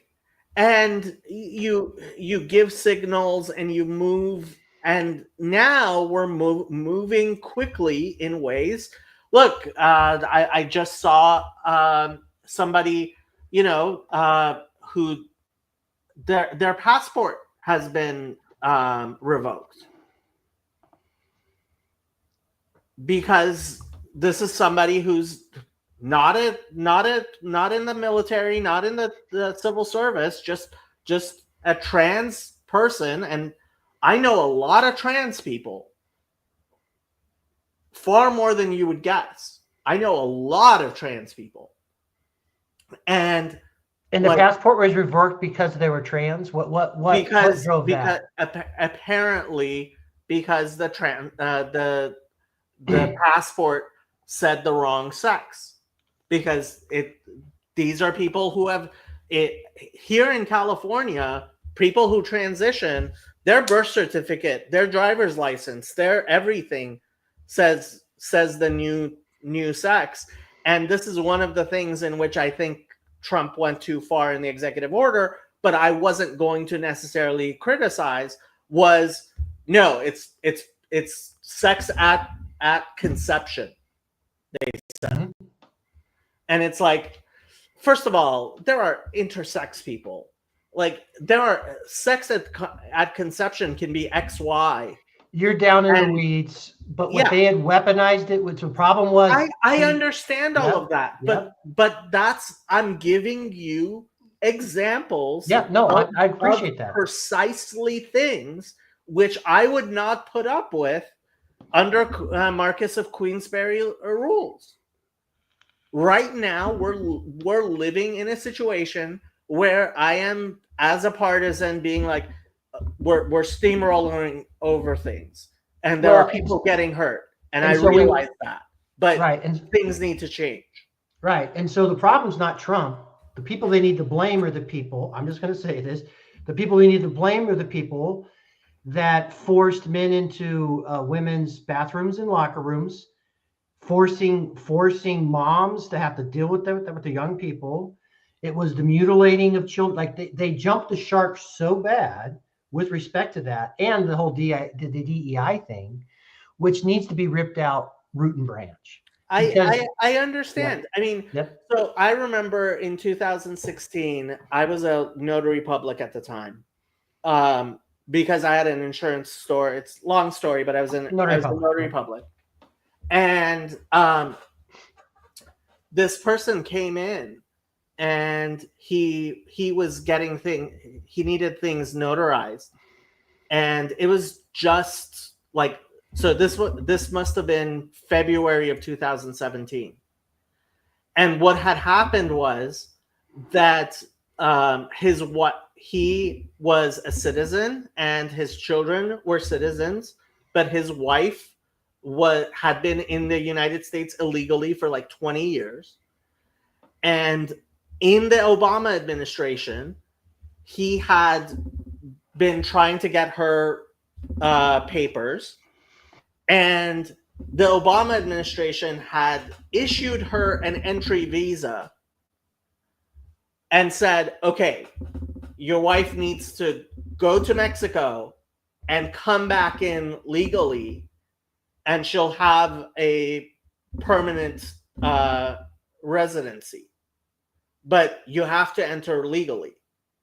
And he told me, and he was in tears. Like his entire life was in Los Angeles. And he said, I took my wife to LAX and she flew to Mexico and she was supposed to come back in. And as she was supposed to come back in, the Trump administration rejected her entry visa. And I blame the Obama administration 1,000,000% for that. 1,000,000%. But these are real people who are getting hurt, and real people get hurt all the time. Yep. Like I'm studying to become a social worker. One thing social workers do is we're supposed to go pick up the kids from parents who are getting their kids taken away. Like we ride in the police van, where you go and you take the kids from their parents, right? Like I understand policy. There's like I'm not some sort of like emotional wreck over the thing. At the same time, we want regular order, which minimizes these types of things. And if we didn't have the pendulum swings, if we didn't have the craziness with Obama and Trump, and then Biden, like Trump gets in on a on a platform of immigration, of our borders being enforced. With a mandate, like a 20-point jump between 2020 and 2024. Well, no. But I'm saying in 2016, and then Biden does the absolute opposite and just says, everybody come in. Well, and not only that, funded funded them to come in, put them up in hotels. And one of the biggest backfires and why you saw the African American vote jump, like again, Trump got 30% of black men in Houston, and Houston's a massive city. I've mentioned that. One of the chief things that pissed them off. Now we're down in Houston, lots of Latinos, obviously, lots of legal Latinos and whatever. But all of a sudden, when you brought this flood in, and particularly like in Chicago and New York, these other places, and then they took over their rec centers and everything else, it pissed off people to no end. And literally, they let in millions upon millions. And Venezuela, they were entering their prisons and letting these people in here. And so they jumped the shark so bad. Like, one of the things that's happening is the house is on fire, and you just got to put the fire out. And with that, you can't do those nuanced surgical. It's like sometimes you can reform and you have the time to nuance and reform. And other times things are so broken, you've just got to say enough's enough. And I think you would talk to most Americans, like the example you have there of the spouse who was coming in, and I'm sure there were people that were, good citizens and working hard and everything else, and would have been paying their taxes and so on and so forth. But I think with a lot of these things, it's just gotten to the point to where bright line rules they just were needed. The house was on fire. Well, yeah, I mean, so just to be clear about pendulum, like I think the Democrats hopefully have been chastened enough that they're certainly not going to be saying, like, there was a senator, I forget his name, who was on the New York Times opinion podcast, and he was saying to the Democrats, okay, you have to distinguish between legal and illegal immigration. And the Democrats, I think, finally, hopefully, have learned their lesson, and they're going to distinguish between legal and illegal immigration. Listen. We just had the mayor of Grand Rapids saying we're not going to participate. You have New York actively notifying people of the government, notifying people of ICE raids, still trying to resist. Pritzker in Illinois. You've got Newsom out here in California, and Bass and all the other idiots. There are some, but I'm telling you, the places that it really matters in many places, they have not learned that. They haven't learned that lesson yet. And I think ultimately the tide has turned against them, right? I mean, the gains that Trump made in New York and are staggering, and in New York and New Jersey. This is going to be the fight, and this is the question about the midterms. That's why the midterms election. Look, we haven't gotten to the point where they're complaining with these layoffs. Once these layoffs hit, there's going to be a lot more discussion. Once people, you're talking about laying off 1 million people. Once everybody in the country knows somebody who got laid off, which once, when you lay off 1 million people, that's what's going to happen. And then once you're actually deporting people and everybody starts knowing somebody getting deported or even sees somebody getting deported, that's when the actual fight is going to happen. And the Democrats, who still have the legacy media under their thumb, and we know exactly. There's going to be a picture of a young girl. There's going to be this. There's going to be that. I will just tell you the sentiment across, in certain areas, the sentiment, particularly as it comes down to government workers, we're paying for this. So it's different than when like the big company comes in and lays off a bunch of people and you feel bad and it's the corporate interest. But our tax dollars have been paying for this. Yes, it's going to move some people. It's going to move some people, but I'm going to tell you this: there is, you would already start to see people getting a little bit nervous about this. People are smart enough to understand that if Doge continues and they keep following on this track, people are voting for this and they're still saying, yes, that's exactly what we sent them to do. Because here's the thing about a governmental employee. If we can't fire governmental employees and get control of our government, what the hell are we in? I mean, we're screwed. Secondly, these people get pensions. The rest of us got our pensions stolen from us. These people, this is a lifetime, and then we have to pay all these people into their retirement, and you're saying we can't get rid of these people? I'm just going to tell you, we all have this sympathy. No one likes to see any. By the way, I've had to fire people. I hate it. I hate everything about it. I've actually had to fire people that didn't deserve to be fired, but they were downsizing at the company. And I had to pick my highest performers, and they weren't my highest performers. I've had to fire people I don't even like firing people that I don't like and really deserve to be fired. I had a gal for me that wasn't working. She wasn't working. And I could tell she wasn't working. And I called her on it, and she was lying to me. And I literally fired her. I still felt bad firing her. Of course. Because nobody wants to go through that. At the same time, you've got to do what's right. Yes, there will be people. Lynn says it's like taking car keys away from a boomer. Ain't gonna be good. I'll say ain't gonna be pretty. And Jan God is absolutely right when he says if you don't hire immigrants to wipe your geriatric parents, you're going to have to wipe your geriatric parents. This is seen by many as a problem, and it is. Highlight Antonio's. Yeah. There was a video about suicidal empathy by, I think that was Rabbi YY. But yeah, suicidal empathy. I mean, Gad Saad, the Godfather, he coined an important term. Yeah, and and one of the things I've just talked about for years is the weaponized compassion, right?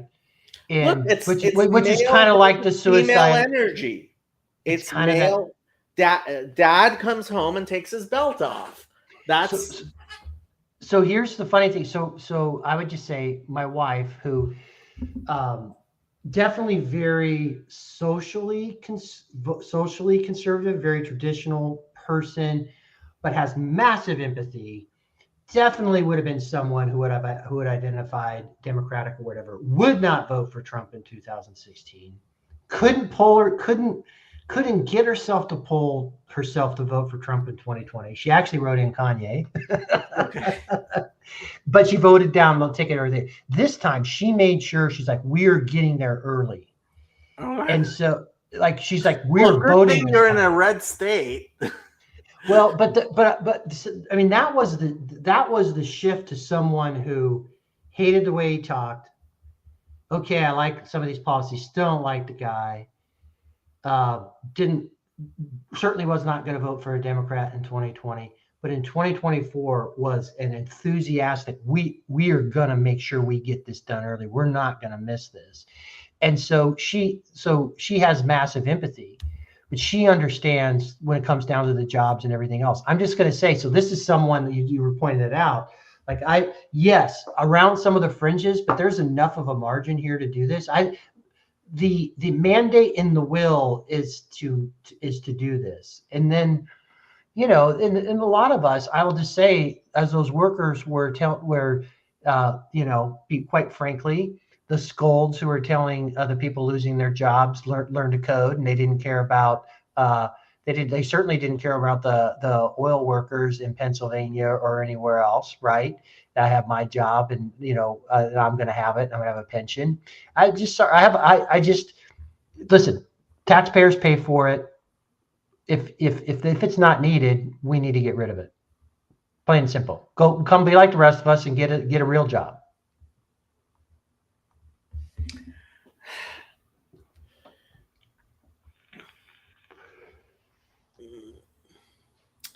Same thing that happened to me, except for the Kanye part. Yeah, the Kanye part's a little bit out there, but Kanye had a. I wrote an essay in 2016. I will always be never Trump, and it was my explanation why, even though I was not going to vote for Hillary Clinton, I was never ever going to vote for Donald Trump. And in 2016 I voted for Gary Johnson. I was it was such a wild card. It was such a wild card that I didn't know if I could trust him to follow through on the policy and everything else. And so, but I just knew, I'm like, it got to election day and I'd vote in every election. I'm like, okay, I thought he was going to lose. But at the end of the day, I said, I'm going to vote against Hillary Clinton because she's just pure evil. And so I wanted to make sure. For me was Hillary Clinton engineered Donald Trump being the Republican. Donnie, you would be surprised. So Donnie says Trump is Gematria Mashiach. You would be surprised. When he got shot, there were people who were saying who started talking about Mashiach ben Yosef and how we pray that Mashiach ben Yosef wouldn't die, and Trump didn't die, and it was like,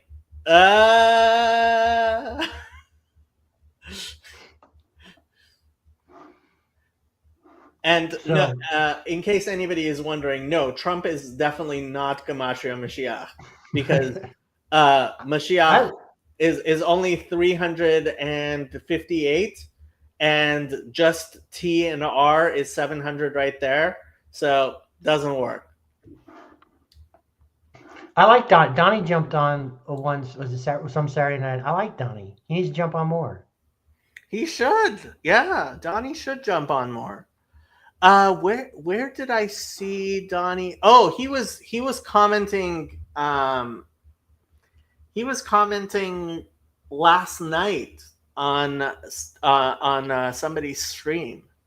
That was what I was surprised about. I was like, Donnie, it's Shabbos. You were commenting on Shomer Shabbos. Shomer Shabbos. Big Lebowski, yeah. Mm-hmm. Yeah. All right. Well, probably enough for me at 11 o'clock. Yeah, it's only 9 here. I don't know if somebody else wants to jump on. Someone else jump on. Come on. Yeah. Otherwise, I'll probably end it. Yeah, 11 o'clock. It's getting kind of late for you. Yeah, it's only 9 here.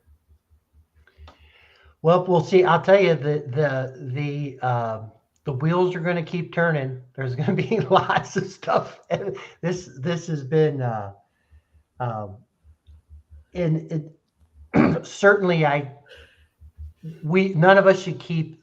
I would just say, I'll just say for myself. We have a Donnie. Hey, Donnie. Hi, Lance. I don't think we've ever spoken. Nice to meet you. Are you usually driving home around this time on Saturday nights? Is that what happens? Yes, it's just perfect timing. Did you go to a pizza joint? Is that it? You're too old to be going to a pizza joint after Shabbos. I can't confirm or deny whether it was regular or there was toppings. So this is one of the things on Shabbat. Usually the meals are meat, and many, if not almost all people, wait 6 hours between meat and milk, and so especially in the winter, Shabbat ends 6 o'clock, 7 o'clock, right? And especially the teenagers all go to a pizza joint after Shabbat, right? So especially in Hasidic, Donnie probably didn't have this problem, but especially in Hasidic households, whether or not you eat cholent because it has meat is one of the big fights parents end up having with their teenagers, because if they have cholent, which has meat in it, then after Shabbat they can't go have pizza with all their friends.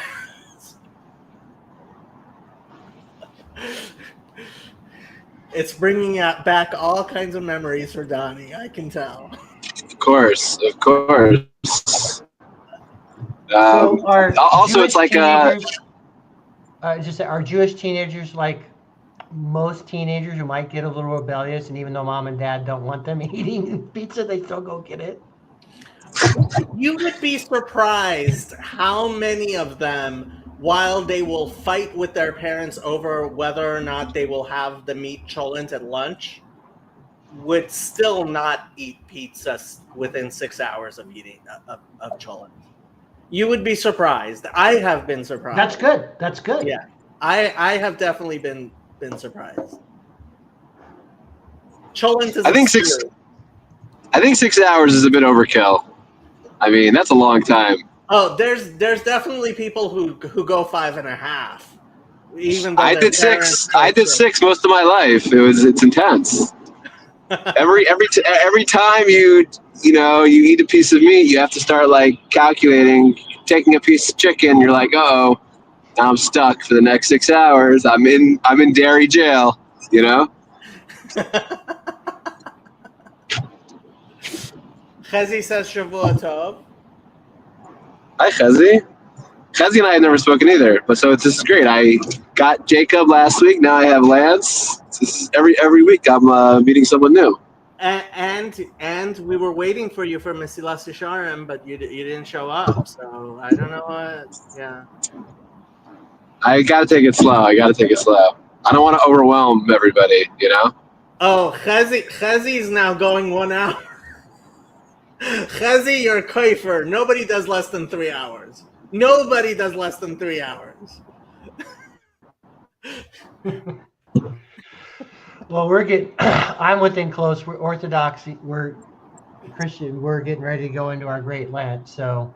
Oh That's yeah, no- all the that's- fasting. That's So- no meat, no dairy, no meat, no dairy, no eggs, no oil. It's 47 days. Yeah, it's quite pretty wild. So Wait, is that essentially like vegan, basically? yep. You're Wow. not one of the people who has crab and fish and. You can't have fish with bones. Yeah, so there's apparently some people think crab is cheating. So, I mean, here's the way that plays out. First off, if you have health reasons, like if you're diabetic or you're nursing, like it's not meant to harm you or those sorts of things. And I would say some people probably do, like, for example, Jonathan Pazzo's like, I don't do the no oil thing. Like, I just can't live like there's certain people do certain things. You know, it's 47 days for me, and I'm a person who doesn't have spikes and sugars and stuff. I can do it, so why not? You know, so I do it. It's pretty, like, I'll just tell you about the first couple of weeks, it really stinks. Then you kind of get it. By the end, because I eat a lot of meat. By the end, I'm really ready for some meat. I can imagine. Yeah. 47 days. What's the significance of? If I know you want to head out, but what's the significance of the 47 days? What's that like? Well, is there a significance to that time frame? So you have the 40 days is really it's kind of the 40 days of Lent. And so if you talk like the 40s was 40 is a number, you know, he was out in the desert for 40 days when he was tempted. So there's some things there, but we start pulling meat off first, and then it's Cheese Fair week where you can still eat cheese. And so it kind of rolls in a little bit. So like before you hit hard Lent and the full fast, but you know. So you have 7 days of preparation before the 40 days? Yeah. Okay. Interesting. Essentially. Cool. Essentially. So. Yeah. And what you're supposed to do during this fast period is you should be saving money on food. So you should correspondingly, that should increase your almsgiving during that period. And also, as you guys know, in terms of fasting, I found this out. I didn't know it till I started it. And I really don't like to, particularly my morning prayers, I like to pray on an empty stomach. It is, it is a vastly different experience to meditate and pray on an empty stomach than it is after you've eaten a full breakfast or something like that. So you're also supposed to kick your prayer out because, the one thing that I think is really interesting is you're trying to work on your resentments and forgiveness is when you get hangry, you get a little grumpy. And then all of a sudden the things like the people you have resentments with I'm the sort of person that argues with people in my head. And that's a telltale sign that I have a resentment with them. So then, oh my gosh, now I got to pray for that, right? So all of it should be tied to, there's a reason, there's a method behind the madness, so to speak, right? Interesting. And this year, Ramadan is falling on Adar. So it's going to be Great Lent and Ramadan, both during Adar. And so this is one of the rare years where Orthodox Pascha falls on the same time as Western Easter too. So that doesn't happen very often. So a lot of things are lining up in the calendar this year then. Yeah. I wonder if Passover and Easter are falling. So Passover is going to be April. April. Oh, actually, so.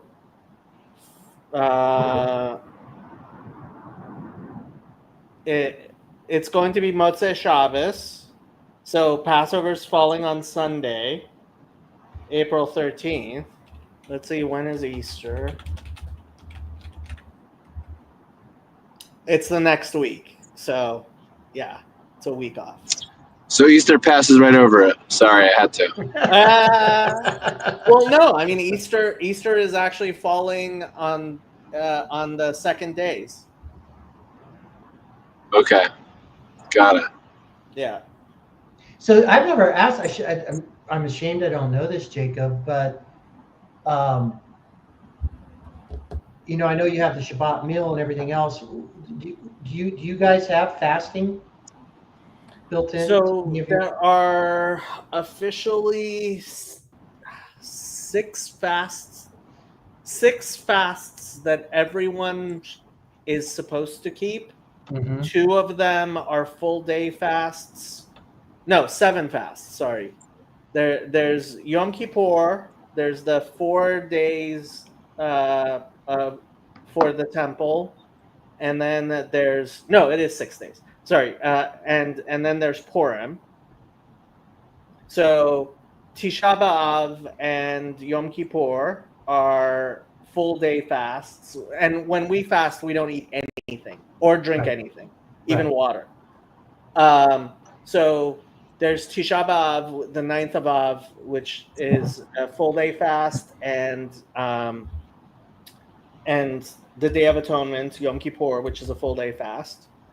Then the other 4 are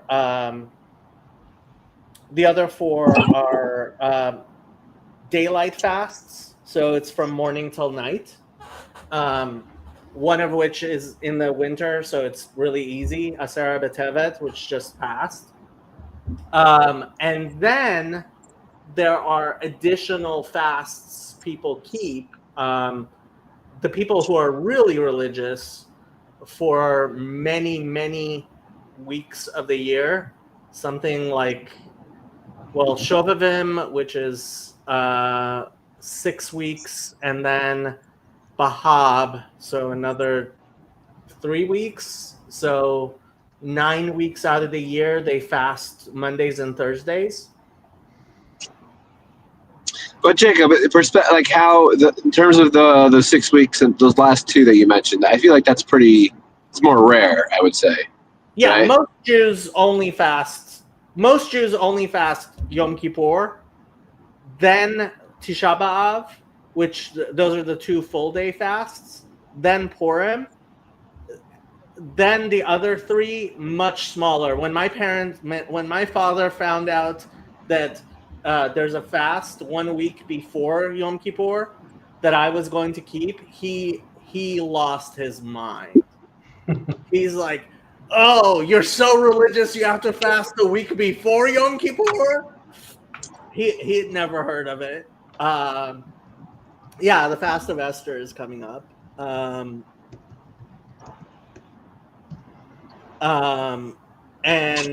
yeah, so the other ones, and then Bahab and Shovavim, like those are the Bahab actually, I don't know. Bahab among Ashkenazim, I'm not sure it's that rare. What, even in Ner Israel, people didn't fast Bahab? Maybe like the OG rabbis, maybe, but not. I don't think so. Maybe till like maybe they would fast till noon. Maybe if they did it, I think it was till noon. No one did a full day fast, as far as I can remember. Yeah, Bahab. Yeah, I mean, people would definitely skip breakfast. Yeah. So yeah. Yeah. So Bahab is Monday, Thursday, Monday. Even I probably skipped a few breakfasts just to score some social status, you know? I'm like, you know what? For my ego, I'll forgo on the hard-boiled eggs today. And Shovavim, really, that's the Kabbalists. Like if you're fasting Shovavim, nobody should know because that's already considered Yuhara. It's considered showing off. So yeah, people don't mention that they're fasting Shovavim. Right. Well, that's also, I mean, Christ talks about that, but that as you kick into it, like a priest is always like, okay, now here's the deal. You're not running around like, oh, you know what I mean? You're not supposed to make a big deal of it, particularly people who aren't Orthodox Christians. Like, they shouldn't even really know. Yeah. And the thing, like, when you get into it is, like, depending on where certain dates fall, you fast between 180 and 200 days a year in Orthodoxy. Wow. You have Yeah. 48 days of Lent. And then there's a nativity fast, which is the 40 days before Christmas. So right at Thanksgiving, like when everyone else is like enjoying all the treats and doing all the everything else, you're doing a fast, which is wild, but makes sense. And then there's an Assumption So that's fast. how common is that though? Is that like for only the elite, or is that for even the mainstream within the Orthodoxy? I would say that in Orthodox countries, like, well, I guess not under the Soviet regime, but like are there any Orthodox countries that weren't ever under Soviet rule? Like, would you know that like the restaurants would all be closed on, like the meat restaurants would be closed on or have options during the fast? They would have options. They would have options. Okay. Yeah. Yeah. I would, man, that'd be a great question for like my Greece. Yeah. If you're in Greece, I would say maybe, yeah. I'd say maybe,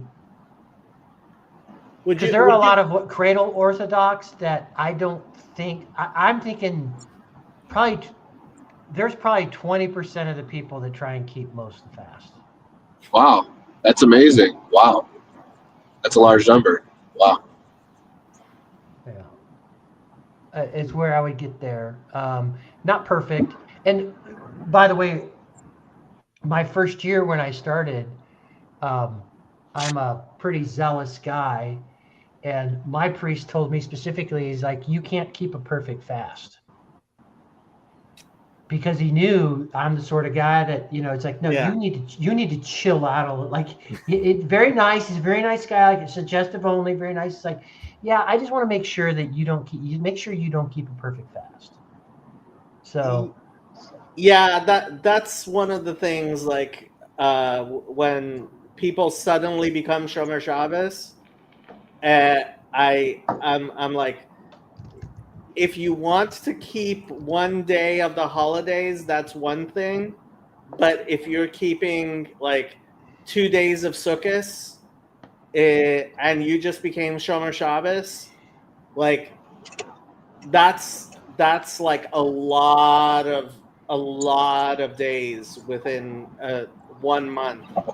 When especially sometimes It's a really grueling. Like this past year, Tishrei, the month where we have a lot of holidays, like none of it fell on Shabbos. I think Yom Kippur was on Shabbos, right? So other than Yom Kippur,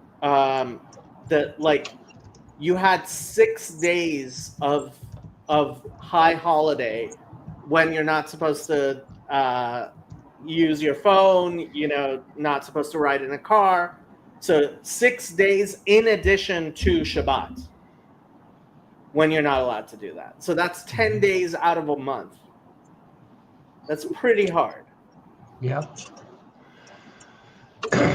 Yeah, and the thing for me though is, and I haven't kept it perfect. It was pretty first couple of years really good. I missed like I didn't do the nativity fast here this last year, so I have not kept it perfect. I would say though, it's good for me when I do it. There are real tangible benefits for me when I do it. I get the wisdom of it. So when I don't do it, I'm just robbing myself of the opportunity to participate in that way. I think it's a really great thing, that story you shared about your priest sort of telling you to, tone it down, because I think that's very refreshing, and that really resonates with me in terms of in my yeshiva career, if I can call it that. I think there's a lot of people in the yeshiva that naturally are very, let's just say, hard on themselves and maybe even aggressive towards growth. And those kinds of people don't need the continuous encouragement and the continuous leveling up. Really, they need to level down. They need to sort of become more grounded and sort of strengthen the other parts of their life, not necessarily their spiritual, because they're already, and for some people it's a good force, some people it's a bad force, but they're already pushing too much from inside and in terms of that spiritual growth. So to have that kind of wherewithal for a figure in the yeshiva to say, hey, you should lower the temperature, it's not very common. So that's a really beautiful thing to hear. You haven't seen that in Baal Tshuva yeshivas. You get a lot of that. The mashgiach, yeah, like the thing is, it takes someone to be very perceptive on what's really going on in someone else's life, and that takes a very impressive person, in my opinion. So maybe these days, it's more, people are more cognizant of these issues, but definitely in my day, pretty much, and the rabbis in my yeshiva were pretty much clueless to this issue. So it's a beautiful thing to hear when it does, it does work. So it's a great story. I like that. Interesting. Okay. One of the first things I remember, and I went to Or Sameach 25 years ago now.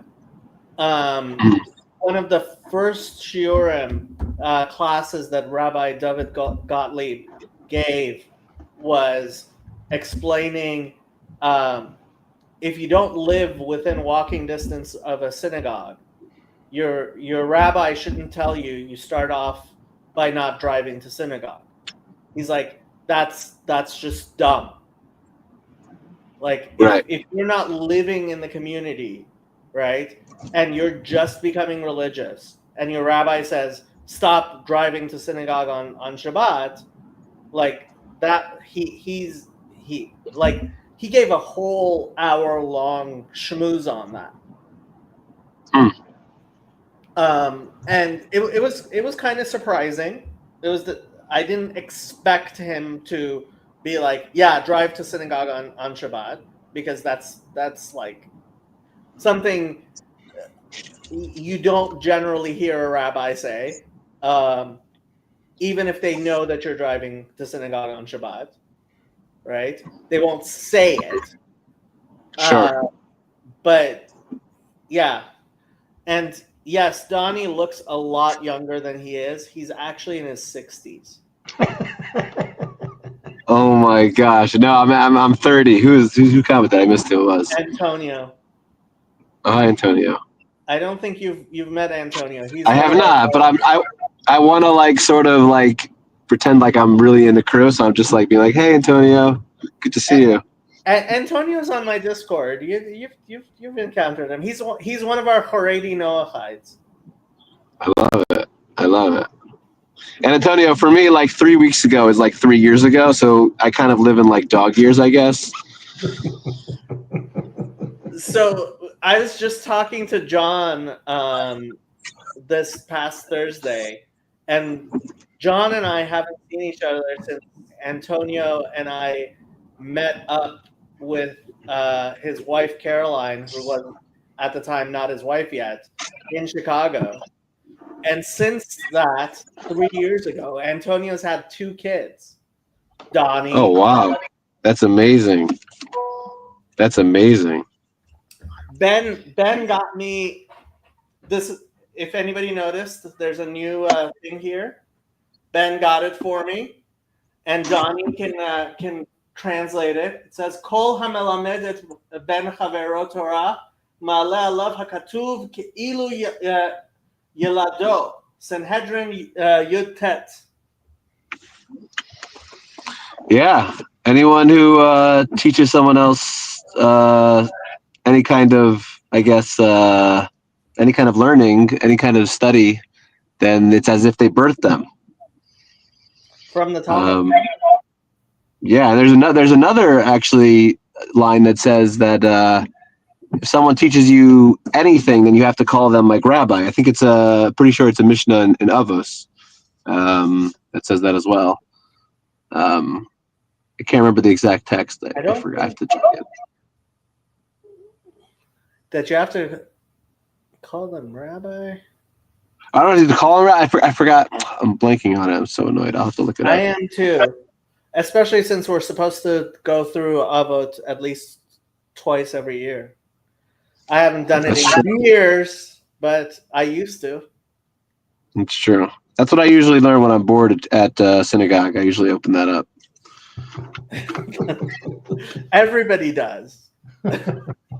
It's a great book. It's a really great book. It's a New York Times bestseller in my estimation. It is definitely a bestseller. Actually, it's the one when Christians, like, that's what I tell Christians. At least the first 3 chapters of Avot probably were known sayings during the life of Jesus. Interesting. I recommend to Christians, like, if you want to learn something, like if you're interested in what is Talmud, what is Mishnah, I tell them start with Pirkei Avot. Interesting. You have a PDF link or something you can. Oh, sure, yeah. Here, I will pull it up. Not only will I will in fact show people how to find it. So, actually, I was just I was just studying it today. I was looking at one of my favorite, one of the famous texts. There is the first chapter, number 14. It's one of my favorites. Okay. I mean, it's very famous, but you can pull that up if you're pulling it up. We will pull it up. So when I went to LoserCon, Lord of Spirits Con, there was an Orthodox priest explaining to people how to use Sefaria, which I found hilarious. I was sitting there, and an Orthodox priest was saying to a room full of Orthodox Christians, about half of which were priests, this is how you get to Sefaria. So here's Sefaria. Orthodox priest approved. And so Sayings of the Fathers is in the Mishnah. So you click on Mishnah, and then you have to go down to find it here, Pirkei Avot. It's a little bit down, halfway through. But here's Pirkei Avot. And while it has 6 chapters, the 5th and 6th chapters are later additions. They're not actually part of the Mishnah.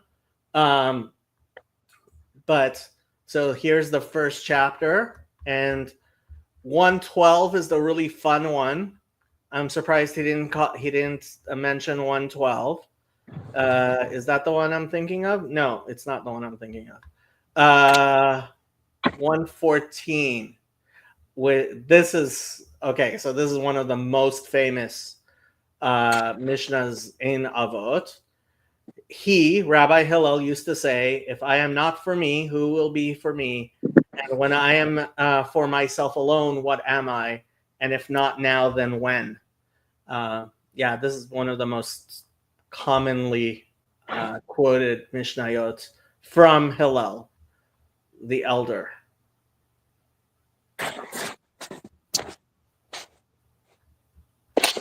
Where's the one I was thinking of?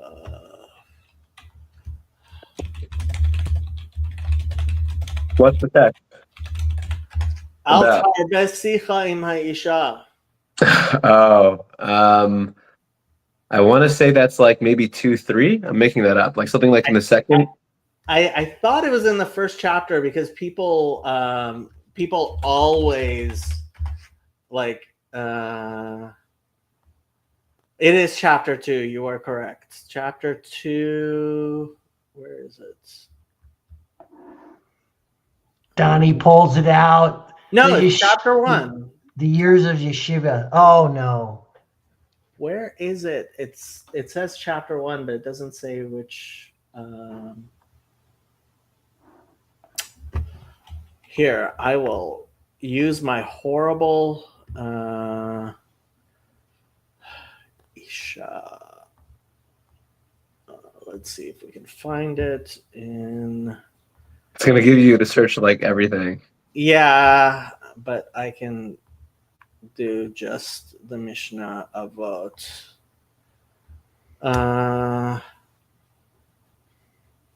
Yeah, it's 1-5.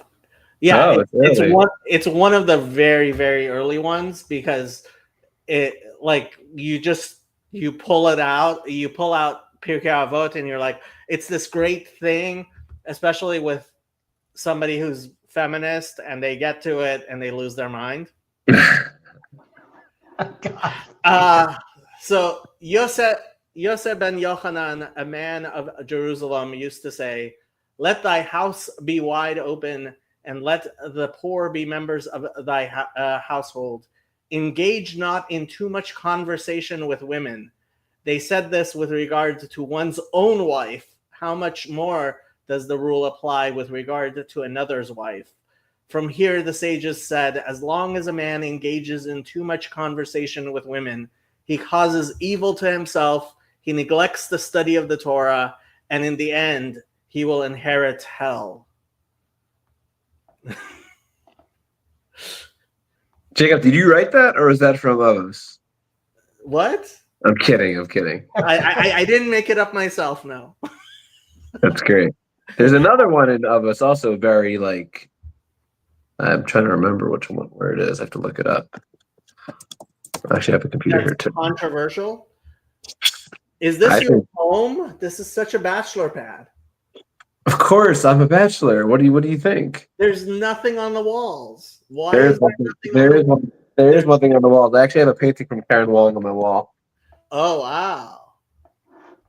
I like that. I have a painting from Karen Wong on my wall. wall. I know. We're twinning. It's so cute.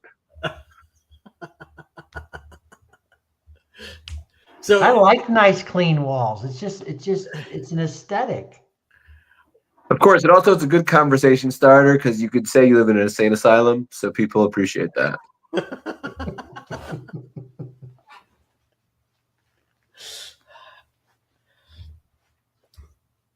So, which Mishnah were you? Were you asking? I'm going to head out, Donnie. It's been wonderful.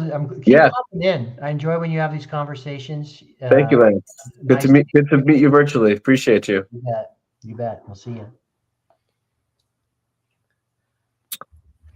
No, so there's a Mishnah that says that if you look, I think at like the woman's finger, like the woman's hand, like that's like a transgression. Etzba be'isha erva. It doesn't say it like that. I forgot exactly how it phrases it. Hold on, let me find it.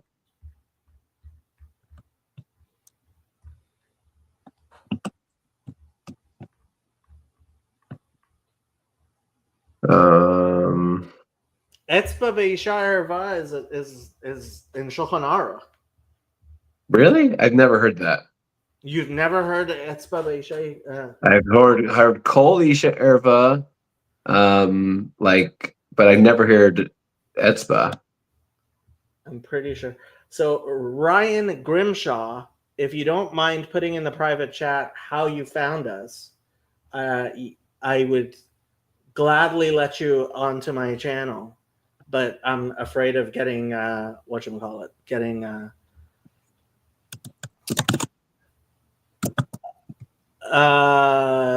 yeah, if you could turn on your your camera, because I don't want to be porn bombed again, and I recently got porn bombed. So if you don't mind turning on your camera.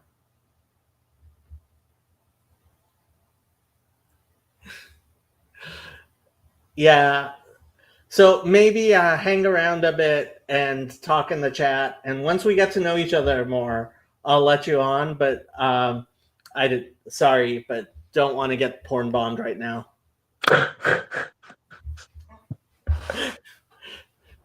I really don't understand why people bother porn bombing people. You know, it's like, how does this in any way like make your life worthwhile?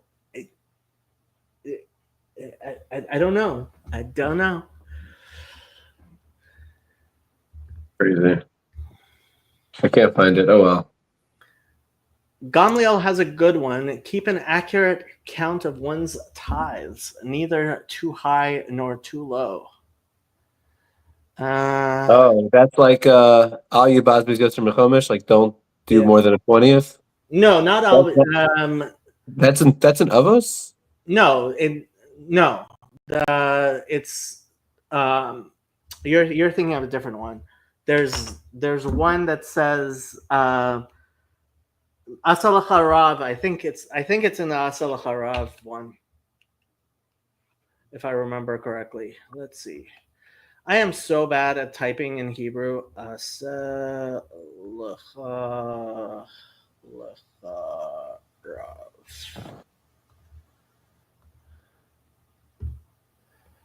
Pick out. Nope, that's not it.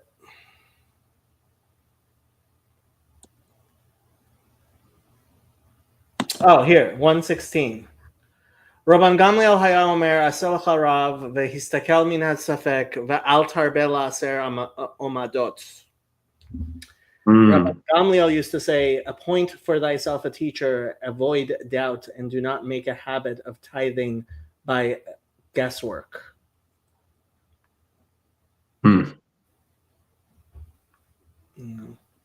I used to know my whatchamacallits pretty well. You have to review Chazi and Ben's. They went through the entire thing. They went through like all of it, I think. There's lots of things I should review. Did you hear my discussion with Rabbi Burton? No, I haven't. I'm sorry. No. I will never forgive you. But here's I actually took a clip out of his out of the discussion because I thought it was kind of surprising.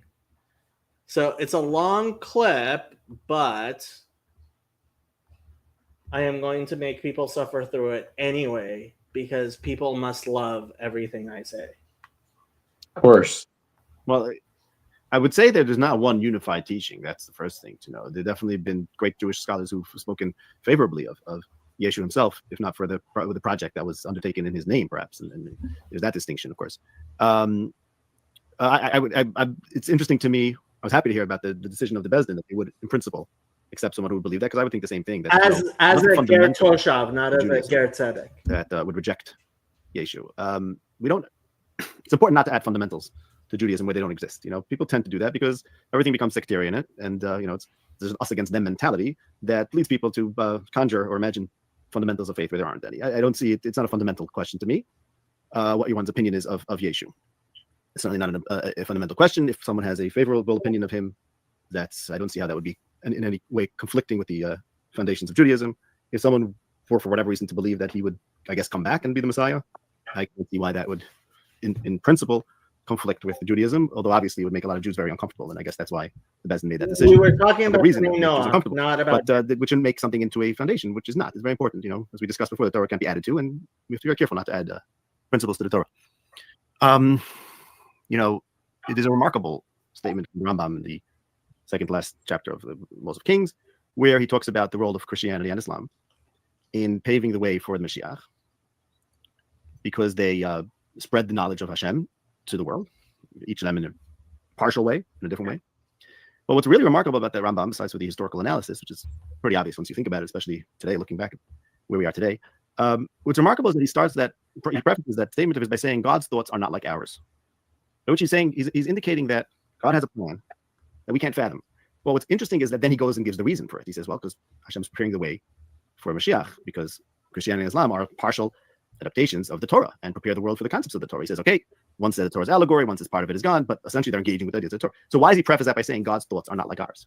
And then, you know, you just explained it. So if I was God, of course, you know, I would do the same thing. It makes perfect sense. But what the Rambam I think is telling us over here is that there's inherently, fundamentally, a kind of ambivalent and ambiguous stance towards Christianity and Islam, because to the extent that they are corruptions of the Torah, we cannot embrace them. We can only look at them in hindsight and say, okay, you know, God has his ways. So although we can look at it and say, here's what God is doing, we at the same time have to acknowledge that it's unfathomable, because from our perspective, a corruption of the Torah is not acceptable.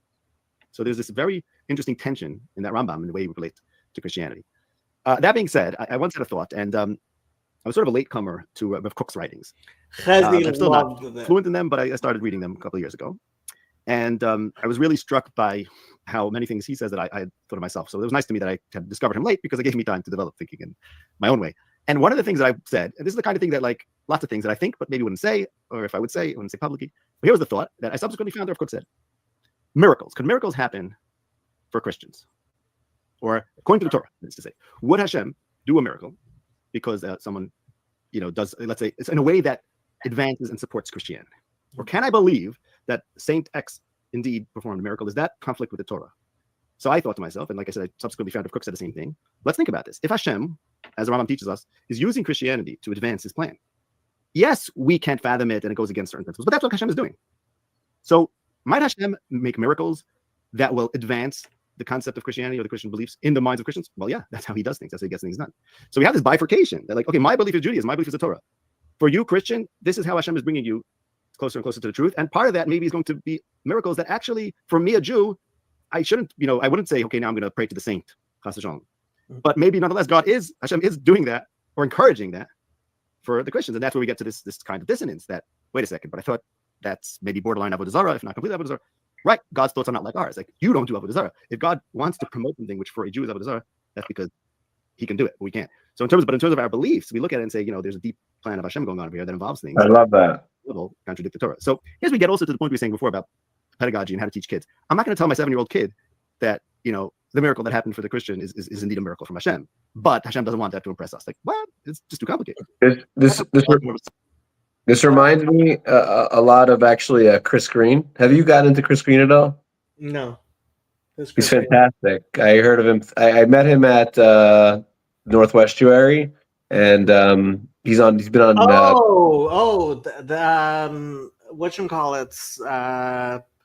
The priest. He's been awesome. He's an amazing guy. Also, he has an incredible accent, which is a total side point, but his accent is absolutely. You with your Galachs and Gitchka First of all, his accent, if you don't agree with what he says, fine. But his accent is absolutely elite. Like, literally, when I met him, I was just like, holy shit, your accent is unbelievable. But anyhow, aside from his accent, he's actually he has so much wisdom that he shares. And he has a video, I have it clipped, this piece where he talks about, you know, sort of exactly what that rabbi was saying about how, I mean, I'm not exactly what he was saying, but it's along the same lines of how there isn't one story of truth, right? That there's many different stories. And he said this line of, I forgot. I wish I had the exact expression, but something like the second you sort of say my story is the only story, you have then sort of limited God in some capacity, because God is beyond all the stories. And it was just a really beautiful way of not I think Jacob, you're probably sensitive to this, not in the sense of saying everything's equal and sort of just No, I mean, cutting. look, your relationship with God is individual to your relationship with God. Correct. This is a fundamental teaching of Yiddishkeit, of Judaism, is that, and that's why, look, why is it that for you it's forbidden to eat rice on Passover, and for me it's not, right? How if there's one right, one wrong, there's one God. Why For sure. why do For we sure. have, for this person it's right and for that person it's not? But this is a very important like yesod and mahalach in Yiddishkeit. Like this is how Judaism functions, is that it's individual to you and your relationship. And, Sure. and if somebody doesn't get that, like they're missing out on frankly, I would say, like, Right, but the entire story. right, but I would say though that there is, and I really credit Vervaeke for this, is that I wasn't able to understand. I would never been able to understand what Chris Green was saying or what that rabbi just said without realizing the layers of knowing beyond the propositional. Because I think a lot of people are in this propositional state, and they can't sort of get beyond that, and therefore when they say the word truth, it has a lot of propositional value to it. And if you view the world in a mathematical way, in that like geometry kind of way, then there really is only one answer, right? There's truth. There's the propositional way of looking at things. But once I listened to so much of Vervaeke, I was able to realize that there's so many other layers of truth. But I do think though, within a lot of religious communities, they still are stuck in this propositional. And therefore, it is very difficult for them to, there's a reason why when I tell people in my community that I'm going to these Christian conferences, that they look at me like I'm absolutely nuts. Well, they're right. Because and I understand, and I'm not saying I expect them to be like, oh, that's normal, because obviously it's very strange just on a practical sense. Like no one else is doing that in the Orthodox community. But I do think the cause of it is that they're stuck in the propositional. And when you're stuck in the propositional, to go to a Christian church makes no sense, because Judaism is true and Christianity is false. These very like second grade sort of way of viewing things, like a very adolescent view.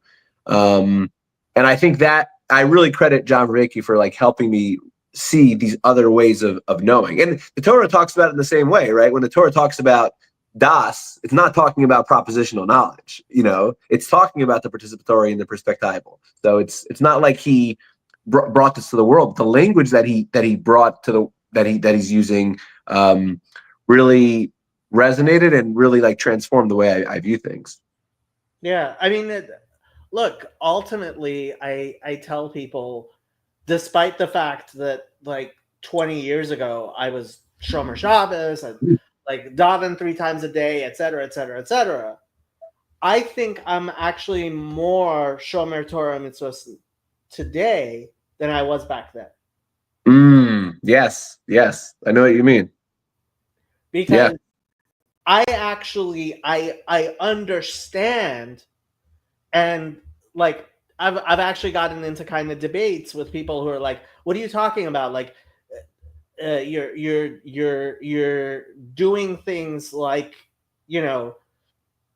But ultimately, I think halachically, the fact is that right now, where I am is more of me actually being halachically observant than, and I'm not sure I could say this if it wasn't a fact that like I wasn't raised keeping kosher or anything like that, right? Right. And so I can honestly say I am halakhically more observant than I was raised to be. Sure. But like my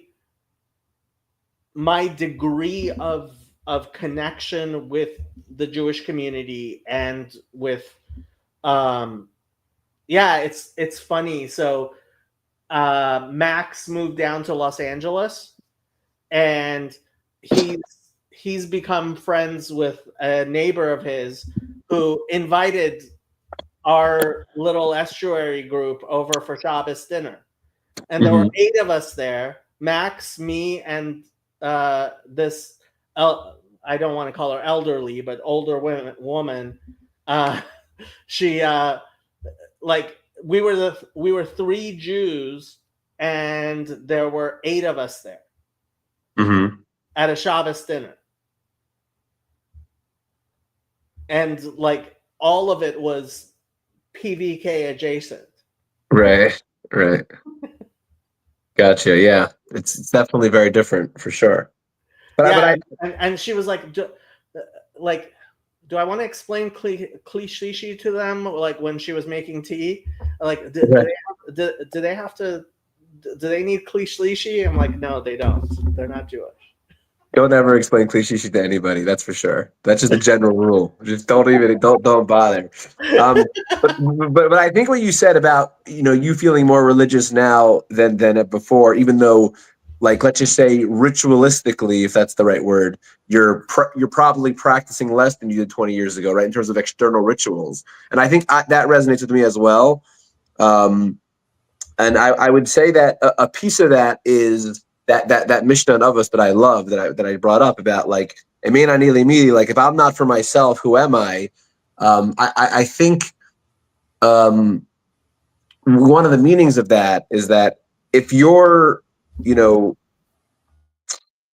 if you're practicing religiously and it's not resonating with you, it's not connecting with you, and it's not really, if you're not really putting your full soul into it, and not fully integrated, then it really reduces its power and value. So I think becoming a more integrated person, and where there's, how do you say it? Where I think sometimes the religion sort of trumps the individual, as opposed to the religion sort of being a way to bring out the individual and to elevate and raise up. Like the religion shouldn't be covering the individual. It shouldn't be.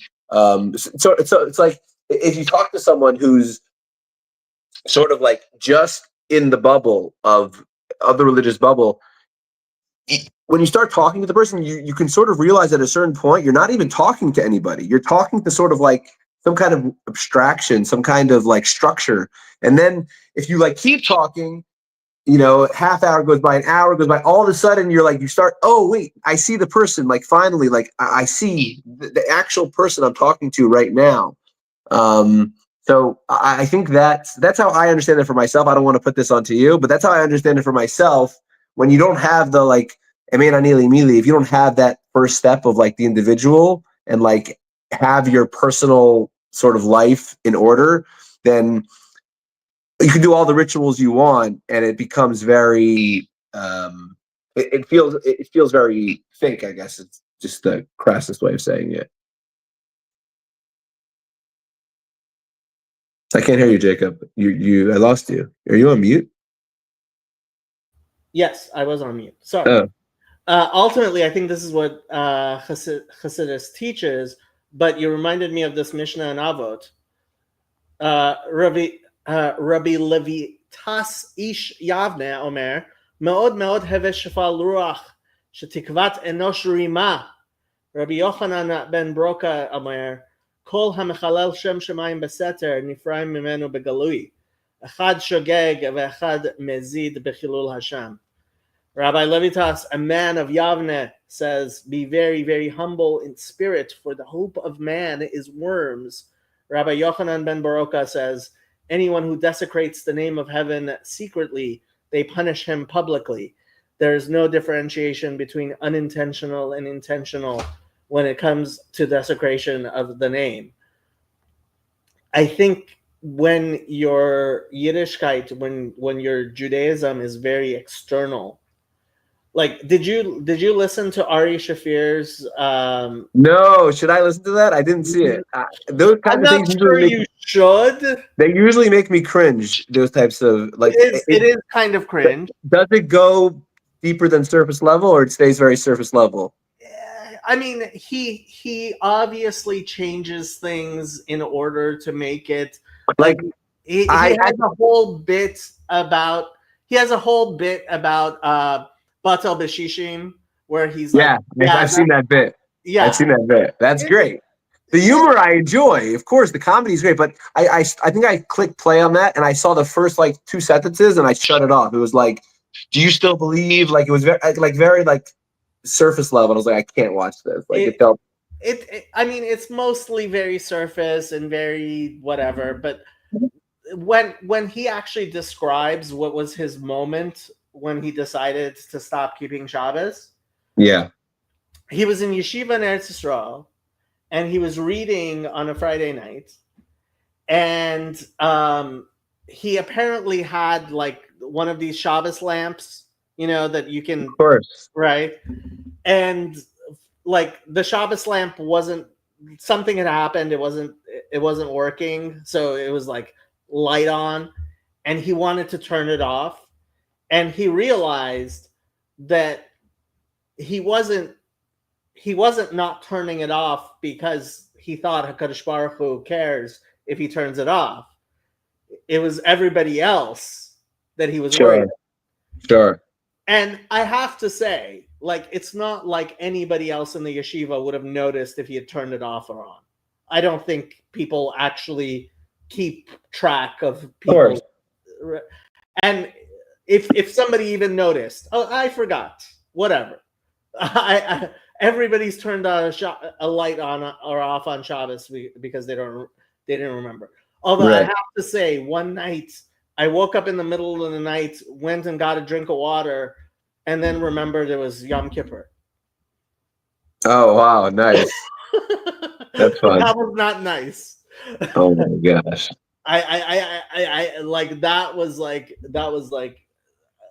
I was wondering what my sins were that happened to me. Oh my god.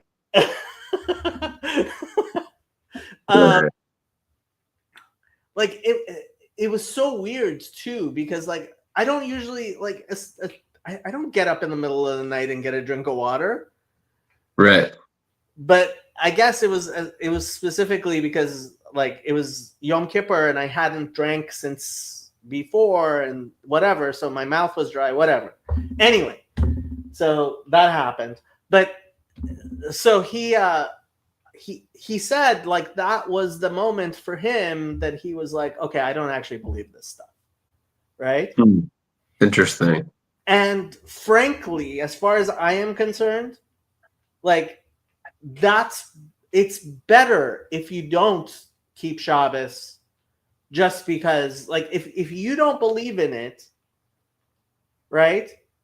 I don't think it's better that you're keeping Shabbos because other people. But this again gets into this question of, I'm sorry to sound like Jordan Peterson, but what do you mean by the word believe? Like it's very tricky. That's why I sort of turned off the video, because I was like, are they just going to say, is this the video going to be like, I realized it's all bullshit, so I said goodbye? It's like, I'm not saying there isn't a place for that type of story, but that's really hard to believe. Like that's, and I wouldn't even believe that about if someone tells me like, they hate a restaurant, I would like dig deeper. You know what I mean? Like I'd be like, wait, what happened? Like it's the ambiance? Like was it what did you order? Was it the waiter? Like I can even go deeper on a restaurant, So like You're talking about your entire life, which is when you talk about your religion, you're basically talking about your parents, your community, basically everything that makes you. And you're going to be like, yeah, I realize that, Shabbos is kind of stupid and it's kind of boring and I agree not really true. God's not going to smite you. It's like when people give you these narratives, it's just not really believable. Like I'm not saying there isn't a place for it, but it's really hard to believe. I agree with you 100%, which is why I think it's so important that somebody who like, and frankly, I have to say, from communities, it's only Chabad that really does this. That's like, look, if you aren't going to, like, if you don't believe in it, it doesn't matter if you do it or you don't, right? Right. Yeah. Yeah. Like, and there's a reason why I think that Torah's Habal Shem Tov is Torah's Habal Shem Tov, right? Mhm. Because Yeah. unfortunately, I think there's a lot more in certain places. Although I have to say, in Satmar, like, you meet a lot of people who like are one person when they're in Satmar and a completely different person when they're outside of Satmar, and they know nobody's seeing them. Sure. So Yeah. like, yeah. Mm-hmm. But I would rather those people. And every time you hear a story about somebody with payas like doing something disgusting, it's almost always in Satmar. I have to say, as much as I love Satmar, it's true. We have to clip that, Jacob. We have to clip that. Just send it out. Anytime anyone does anything egregious, he's gonna hear this, and I do not blame Rabbi Eilish whatsoever of this. hilarious. But Anything that happens egregious in the world is because of Satmar. Jacob. Boom. That's the line. look, every time I've gotten, especially when Christians, you heard about the 5 girls who got baptized? No. So 5 Haredi girls went to and got baptized online at a Baptist church. Wow. And of course, all 5 of them went. They went together, and they went to a Satmar high school, and they had like. I'm sorry, but what do you expect? Right. Yeah. I mean, yeah, Satmar definitely is. I mean, I don't know that much Especially about with it. the female education. Yeah, sure. I don't know that much about it. I've met a few people in Satmar, and definitely seems like a pretty intense way to grow up. It's always interesting, right? Because I was in yeshiva all my life, and it's so fascinating to meet people within your same religion that it has, are at a completely different level of intensity than when you think you're so intense, and then like it's a different level. It actually reminded me when I was at Chino, I met someone, really nice guy. To be honest, I don't remember his name, but he's a Christian guy, and I start I have this like interesting story. I grew up in this Orthodox community with all these rigid rules, and it's more insular. And he basically was like, "You think that?" He didn't say it this way, but this is how I repeated in my mind. He's like, "You think that's something?" And he starts telling me about his upbringing, and I was like, "Holy cow! Like that is serious stuff." See, this is one of the things that I noticed. Like, Yeah. I thought, like, well, I always heard Christians talking about Jewish legalism, right? Until I started learning about what it's like in Christian, like actual Christian communities. Yeah. They are so much worse, because when you don't have Shulchan Aruch, and you don't have Poskim, and you don't have Matirim, right? I love when you sound like a rabbi, but I love it. They come up with these things, and it's like each individual person, right? At least, like, when something happens, I asked my posek, he said it's fine. I asked my posek, and everybody has to shut up. Sure. But in a Christian community, there's no asking your posek. Right. So yeah, they get into these really weird, like, I've heard from so many of them, like,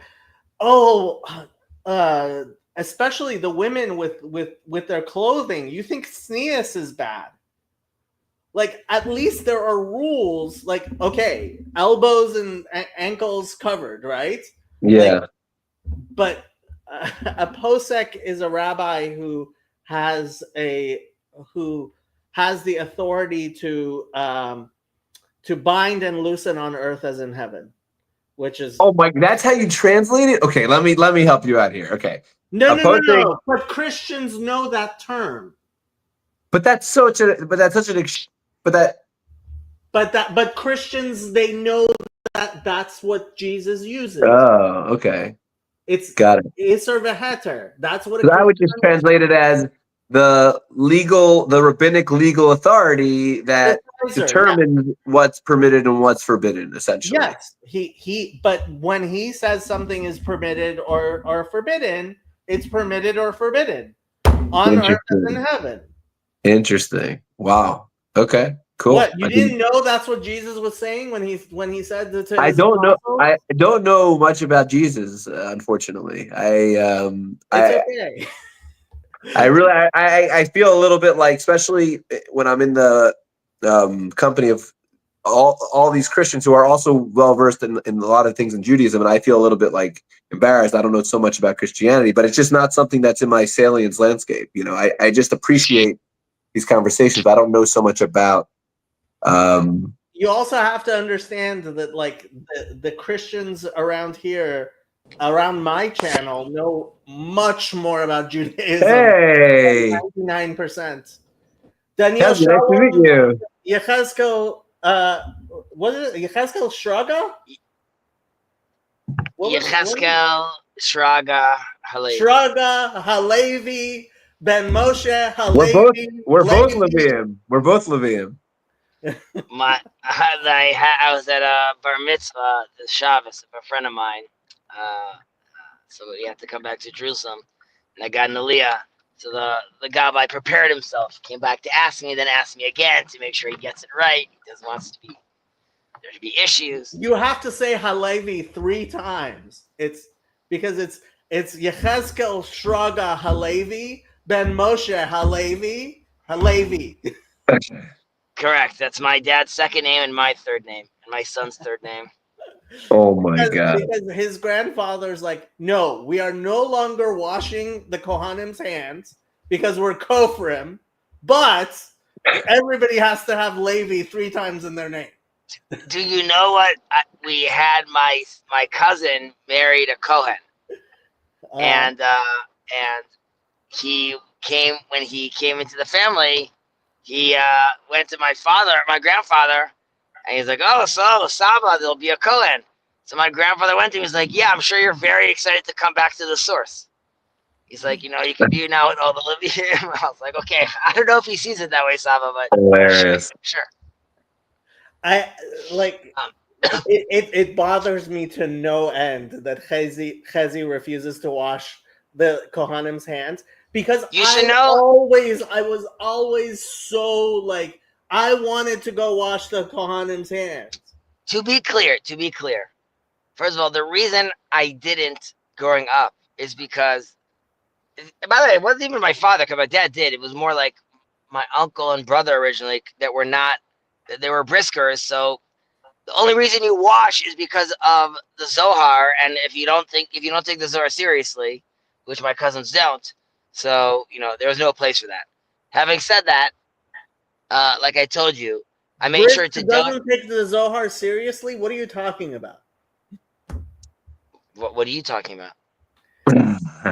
Brisk takes the Zohar seriously. They don't believe in doing things according to the Zohar publicly. No, there's also what's the nafkamina. If you're gonna bring a conversation about Tzvei Dinim, you're not gonna have a conversation you're gonna source the Yanuka inside. And by Yanuka, I don't mean your Yanuka. I mean the Zohar. I get it. Yes. Okay. Yes. But that doesn't mean they don't believe in the Zohar. Chas v'shalom. Yeah, no, but specifically my cousins were more problematic on that end.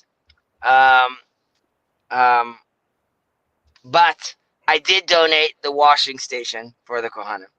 Okay. Oh, wow, there you go.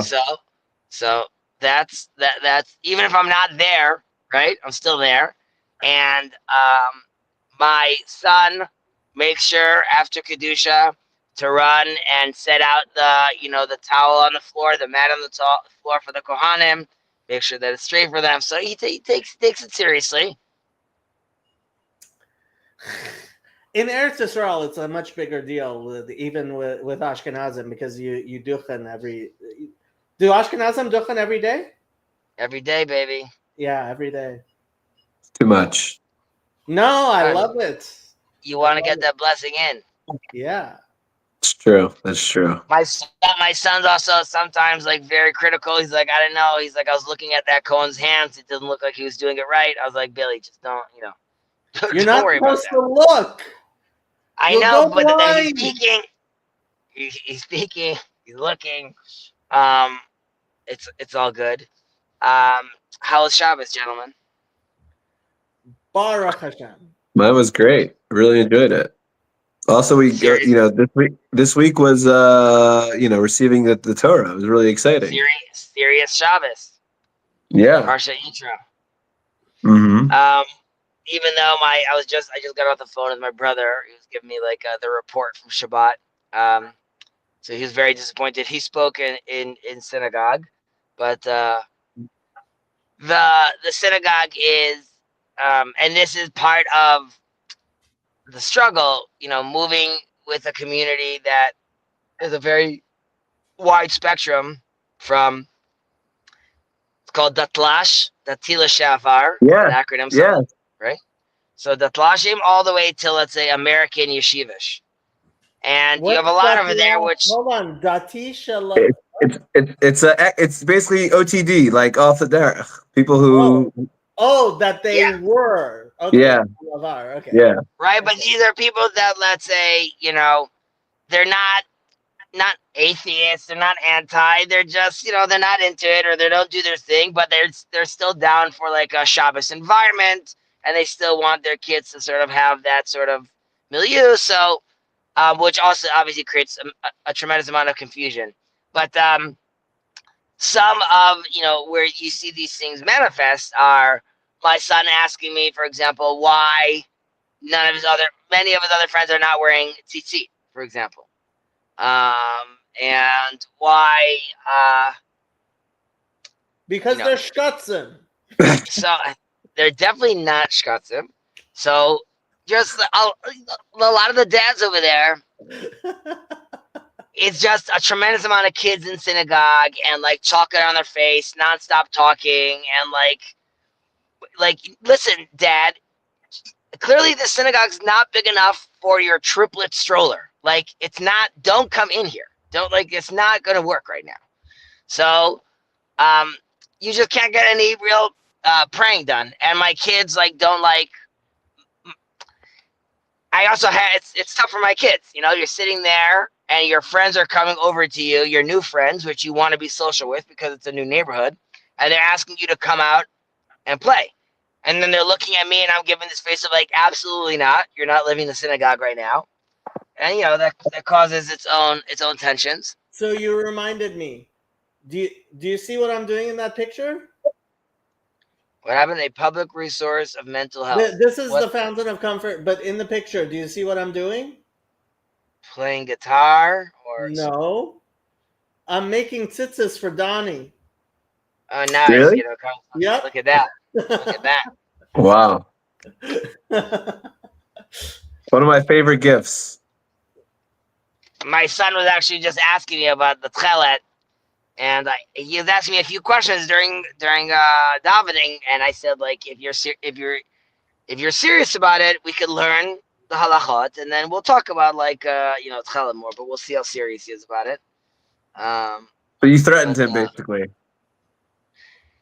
I'm not threatening, just like I want to be real with myself. It's something that he wants to put on. I don't want him going with that to school and then like asking like tension for himself from his friends. Like, not only do they not have tzitzis, you don't even have to have one that has like a blue fringe on it. So wait, so this Here, this is the actual picture more clearly. Oh, nice. Beautiful, Jacob. I love it. So Chazi, what you just described, was that a school? The school your kids attend have like kids who are from all different parts? Is that what you're describing? First of all, I was describing the neighborhood, this new neighborhood. It's basically a brand new neighborhood that was just people started moving in last year. So Okay. it's but the school my son goes to is an Orthodox school, but I would say less. I don't want to say less observant. Maybe hashkafically weaker with regards, like in compared to where they were beforehand. We're gonna have a before minion soon. Hey, man, I had to jump in. I had to. I This is can't too really good. sleep right now, Sav. This is a great company to be in. Oh my I god. can't. It's these are trade-offs that you do. Which my brother, his youngest, is a year older than my oldest, so he's sort of a little less worried, I guess, about that. I mean, it really hit me hard when I was comparing sort of his son's Torah workload compared to my son's Torah workload with regards to school and homework. And Your son's is lighter? yeah, my son is lighter because my brother, I would say, his hashkafa is probably also lighter in the house, but the school is more to the right, which he wanted, right? He said, like, I want to bolster in school, and like, I could quote unquote tame it down in the house. I'm doing the reverse right now. Like, I have to bolster it in the house, and the school's a little more tame. However, like, his son is sort of getting more of the education he had. Oh no. We We lost lost Somebody call him. Oh my gosh. I was getting to the best part. Oh my gosh. Ben, how you doing? Good to see you. Doing pretty well. Wow. Pretty good. I haven't spoken to you in 2 years basically. Yeah, we Really? always I thought either you guys in each speak all the other's comment time. sections. Never, No, we didn't. We haven't. This is like we haven't spoken like This is like Pal Pet. This is like Moshe and God. Yeah. So awesome! Congratulations on your new child. Zava. Amazing. Yeah, I had an Um, attempt. I need to apologize to Chezi. My attempt at like trying to wrangle a baby while doing a live stream will never be repeated. I think without the help of a nanny or something like that. That's I hilarious. was like, I can make it It was happen. I could not make it happen. Ben, it was okay. It was okay, and like, obviously the priority is taking care of the child, which is, and the fact that you even attempted is already a shrecha. So Yeah, באמת, is it stupidity or bravery? No one knows. But the baby was safe. we were talking about how Hillel the elder is going to challenge the poor, right? And because the poor people say we can't learn Torah, we say, look at Hillel the Great, right? Because he went on the roof and he was all cold. You could say, like, I can't learn with a baby. We could say, look at Ben, challenging all the way. But that would have worked if you were successful. Right. Um, We could have written that. Yeah, it could have been a good anecdote. But anyway, my nephew had, like, he just had a test on his on he's in 5th grade, and he just had a test on Gemara. So it's like it's like an 8-page test, which is like a serious, intense, long written test where there is expecting you to have gone through this X blot of Gemara, and you know it, with the Rashis and, let's say, some Tosfots. And I was just, my brother, he canceled our Tuesday night learning and said I need to just learn with my son. He'll sit with us in the room, like in the shul, but I'll do that instead. And I was just discussing with him as he was doing that, because he was like, oh my God, this is just insane. And I was reminding him that, like, what my dad was doing with us when we were younger. But it's sort of a discussion. I'm like, I sort of am jealous about this, that my son's not doing this. On the other hand, I don't know, like, it's always a question. Like, am I wrong by not pushing this at this age because he'll appreciate when he's older? Do I appreciate it now when I'm older? Would I have rathered, I don't know, played more and do more stuff? Could I have been more chill about it? So, these are questions that Yeah, I think about this a lot. I don't have kids, but I think about this a lot in terms of like, you know, I feel so blessed that, you know, since I learned for so long in yeshiva, like you know, Gemara comes very easy for me, and learning comes very easy for me. To have that familiarity is such a blessing. So Actually, you know, go ahead. I was gonna say, because I was listening in the background, you were talking about whether it's better for a person to, you know, to keep Shabbat or not. Like, if he doesn't believe it, should he keep Shabbat, or should he just go away from it? If he doesn't believe it, and in a sense, what you're saying, Donnie, now, that was my only like rebuttal is of like, okay, maybe if you don't believe it, if you still keep to the external, at least for a while, especially if you have kids, if you have family, it's something that you let them inherit. You know, even if you don't. For Well, for sure. me, I don't have that deep appreciation for it, but maybe my child has, because I recognize that it's For sure, and for sure, and also that's like something the Mesilas Yesharim says, right? Like the external actions bring out the internal. So you have to sort of, in a way, to believe, you have to actually, you know, procedurally do the work, you know, and then you can. Na'aseh v'nishma, mitoch shelo lishma, bal lishma, right? All Sure, these things are sure. action first.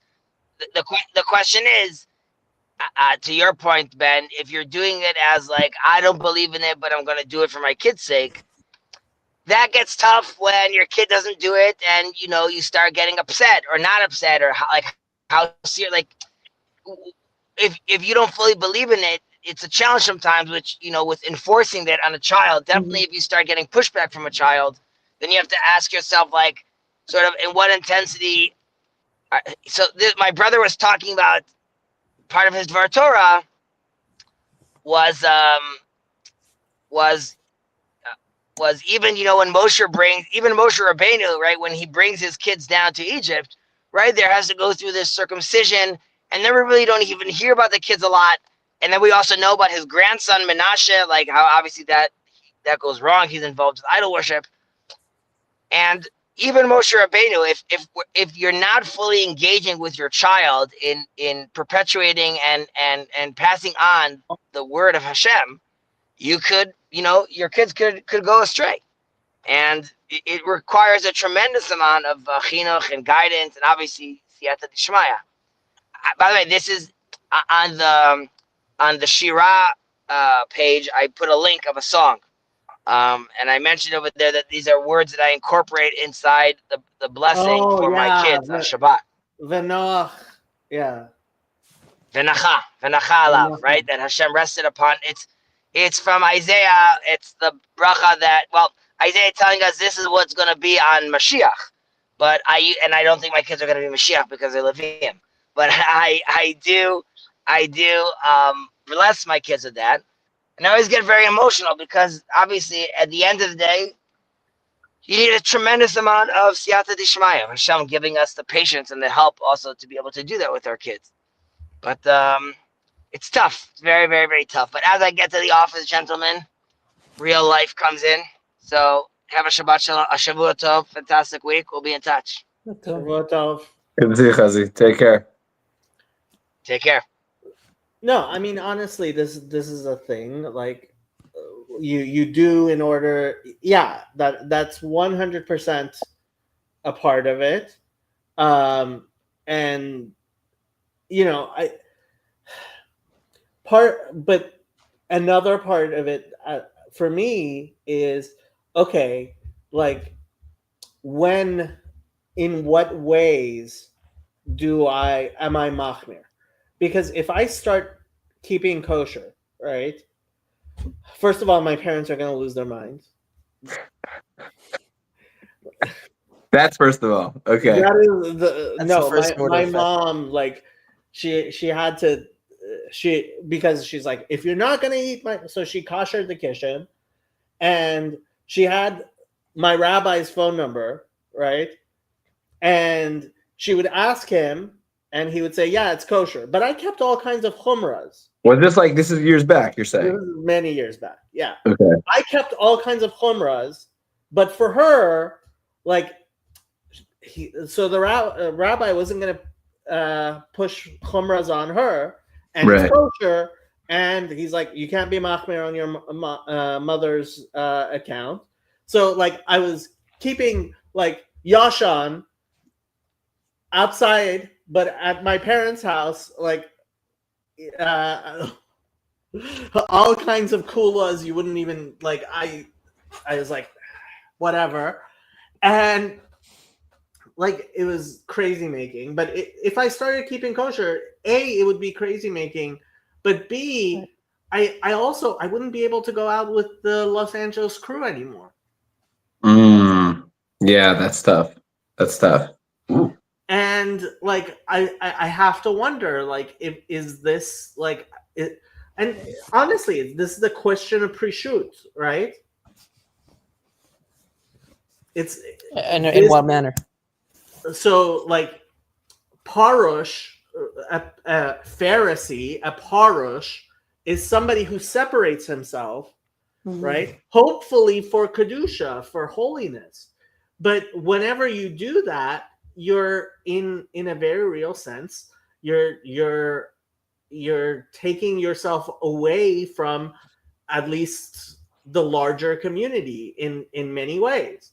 And in fact, like what the Haredi community is very there is no kosher Mongolian barbecue anywhere I know of. I don't even know if there's kosher Mongolian barbecue in Israel. Although there should be. There's no reason why Mongolian barbecue can't be kosher. There's great Thai food, but I don't know if we go so far as like Mongolian. Mongolian barbecue is actually very simple. Like the people I basically. don't know if I've ever had themselves. Mongolian barbecue. I'll be honest with you. Okay, now we have reason to get together, all three of us. To have kosher Mongolian barbecue. Exactly. There, New York must have a kosher Mongolian barbecue. Wait, Ben, are you going to be at Midwestuary? Mongolian food at 5 Towns. Let's see if you. Ben, are you going to be at Midwestuary in August? I don't think so. Okay. Probably. Yeah, I have a lot of trips, so I don't think I'll be able to make the next one. Nice. Yeah, I don't think I can find a kosher Mongolian barbecue anywhere. Even in New York, I don't see a kosher Mongolian barbecue. Unbelievable. Now that's a reason to fast. Yeah. Mm-hmm. So maybe that's the thing. That's, I mean, yeah, like somebody needs to open that up. Open a kosher. Yeah.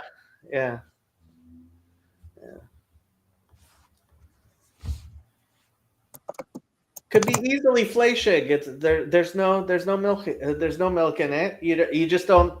You have no. I know they eat there's camel milk. Is camel milk? Camel milk is not kosher. Not kosher. Right? No, camel milk definitely is not kosher. Hayotze min hatame tame. Oh yeah. Only the milk of a kosher animal. So this is actually Donnie. You'll appreciate the lumdus here. Okay. Hayotze min hatame tame. So when we milk a cow, why don't we have to shecht it to see if it's kosher? Oh, interesting. Okay. So the Gemara says because rov behemas kasheris. Mm-hmm. But when we do shchita, we see like it's not rov behemas kasheris. In fact, something like 10% or less of shechted animals are kosher. What? Really? Is that a real thing? 10% are kosher, you say? Come on. Glat. Oh, you mean the one with the? Is it by the chumra with the lungs It's or because of glat? So this is the thing. Like I'm not buying that, Jacob. I'm not buying that. Glat, especially Glat Beit Yosef. Community notes is fact checking you right now. I see it in the chat. Google it. I'm kidding. Google it. What percentage of shechted animals are glat? It's definitely not rov. It's definitely not rov. Interesting. and so like this was my I like rabbis who are very opposed to the crazy Glatt standards, people Chalak Beit Yosef, etc. They point this out. They say it's a chumra shebala kula, because you're saying that people are having all of this milk which isn't kosher. If you actually hold that if it's not Chalak Beit Yosef, it's not kosher, then the milk isn't kosher, right? So you can't go both ways. Interesting. Yeah. That is more halakha that I've learned in the past 10 years, Jacob.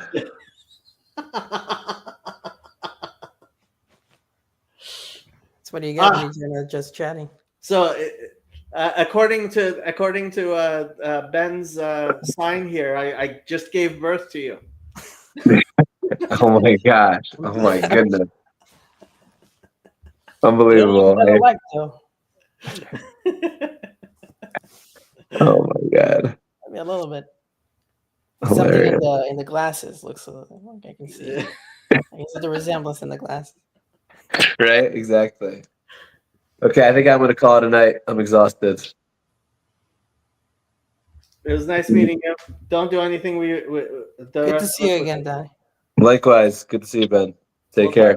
Shavua Tov. Shavua Tov. Yoav says it makes sense if you do shchita in Argentina and only exports to Israel some of the 10%. So Hebrew National hot dogs, they come from all the animals that get rejected for being glatt. Right. Because the Hebrew Hebrew National is not glatt. It's kosher. It's not glatt. Mm-hmm. Yeah. So, yeah. And Hebrew National is a lot of kosher meat that a lot of people have who aren't Jewish. Yeah. Yeah, I mean, that will be a lot of, that will be a chumrah that affects a lot of people. But the funny part is, like, they specifically are buying kosher beef because they think it's healthier.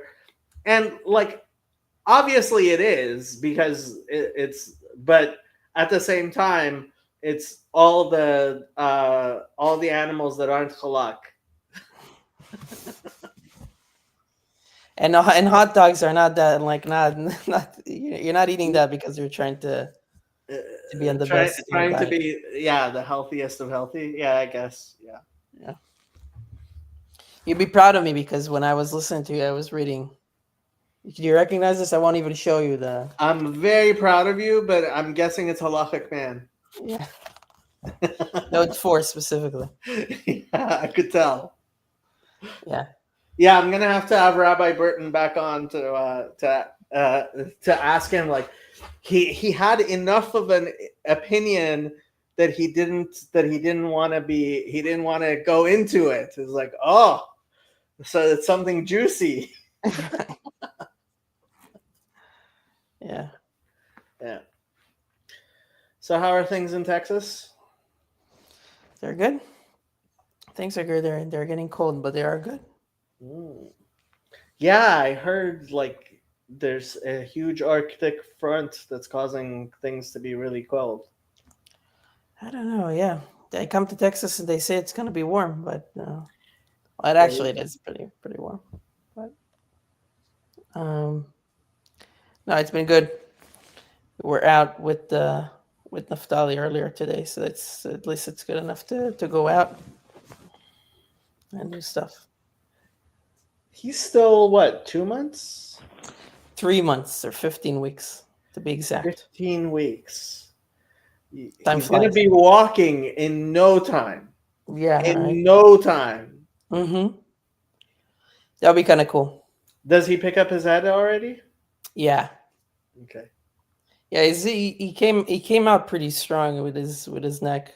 With his neck? He's not crawling already, is he? Yeah, not crawling, but but definitely picking up his head, and less suffering when he's actually on his stomach, like actually smiling and like Does he looking roll down. over?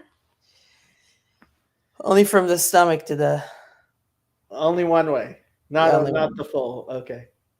No. He's not that accomplished. No. I just remember when my sister had her oldest, who's also named Ben. I just remember he picked himself up by the what you call it, coffee table, Mm-hmm. and looked at me and my sister sitting on the couch. He was just looking at us, and I turned to my sister and I went, "He was one cell in your entire body." Yeah. Like, that is just so mind-boggling that this creature, and now he comes to Estuary. Right. That is mind-boggling. I actually pointed him. I'm like, look at this guy. He was This was one one cell. cell in my sister's entire body. Yeah. Yeah, no, it's pretty intense, especially Has he started jujitsu yet? no, he did not start jiu-jitsu yet. But he kind of No, looks like he could start. Suzuki method of violin. You're supposed to start them by the time they're 3. 3%. Okay, I have time then. You have time. You have time. Yeah, I can maybe indoctrinate him to the the pros of jiu-jitsu and get him into it. Maybe expose him to the sounds of it. Do And you then do you'll feel at home. jujitsu? Hmm? Do you do jujitsu? I mean, I used to, not anymore. Are you a black belt? What? Are you a black belt? No, definitely Brown belt. not even close. But I did it. But then I forgot that I was, that I'm like any other Jew. I'm pretty small. I'm pretty fragile. So I was like, this is too intense for me. But it was fun. It was a lot of fun, honestly. And it's great. I mean, it's something, and actually now that, like, when my nephews were here, I just wrestled with them. So I just pinned them. So it's great for that, just to wrestle with your nephews. Jiu-jitsu. Subscribe below to my parenting channel. I love how Downey downgraded to the comment section, but he's still here in spirit. At some point, though, I should also probably be going out. I should probably just be going to bed. Yeah. Mm-hmm. But I love your wall. It really fills itself up.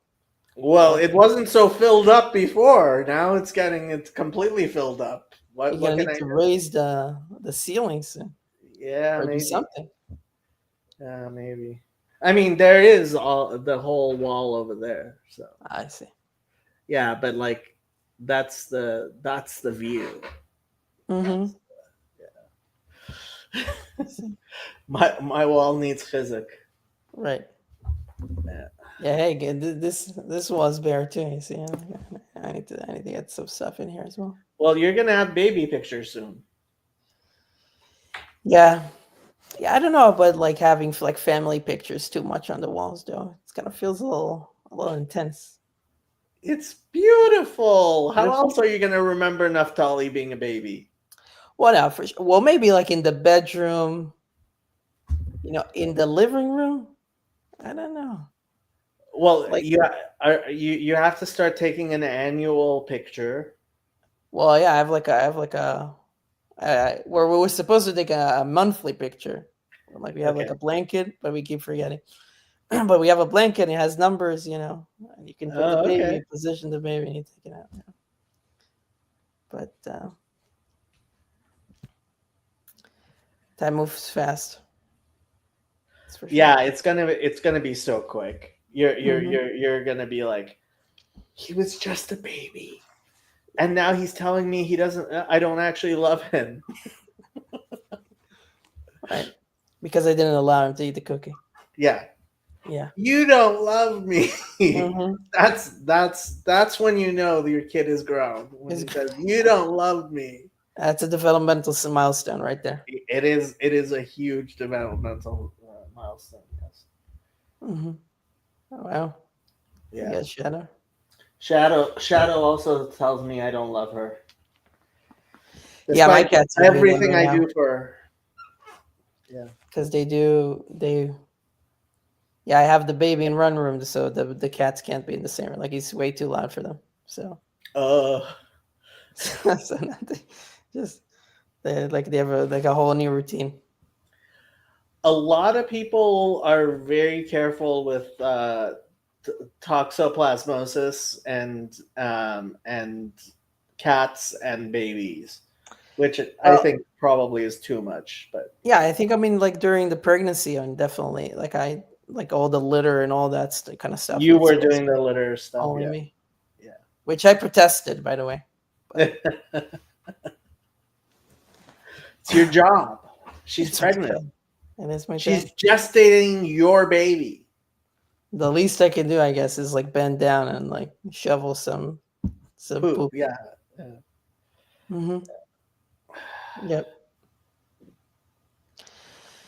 So am I gonna see you on Tuesday? Me on Tuesday, sure. I don't know about Donnie. Donnie is supposed to be teaching Masilas Yesharim.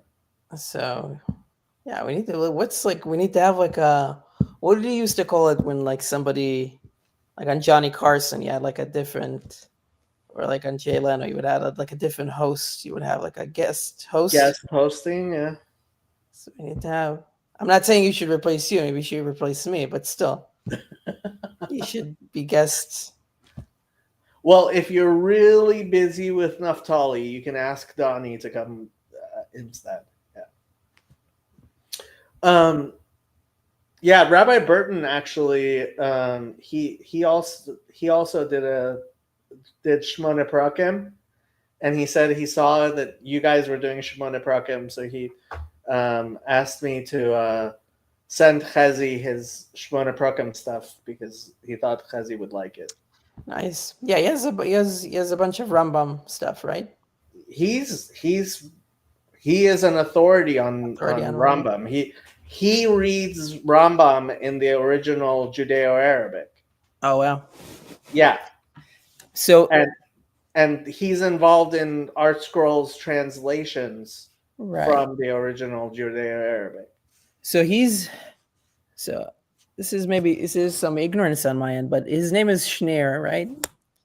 But he's not Chabad. He's not Chabad. So is that okay? So yeah. So Schneer, one of the rabbis from Basement. I wondered if I was going to say anything, but Beit Midrash Gavoa.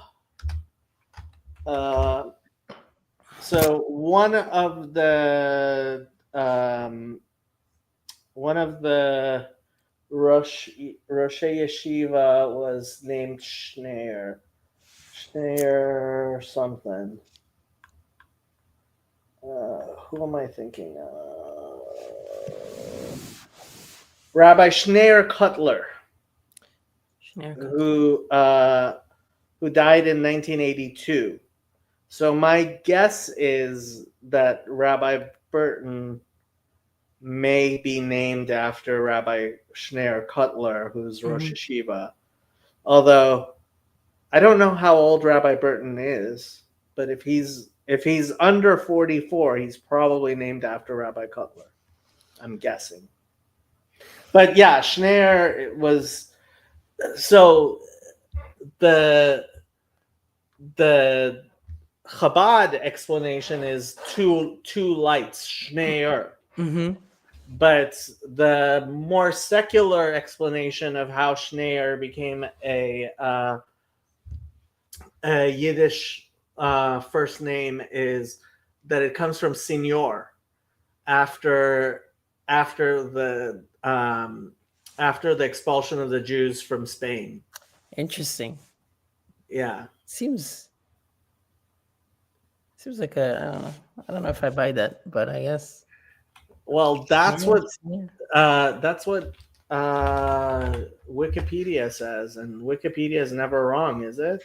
Yeah, I have to retract then my opposition to the idea then. if it's on Wikipedia, and it doesn't say citation needed, because if it doesn't say citation needed, then it's for sure true. Here. Why is this looking like this? Come on.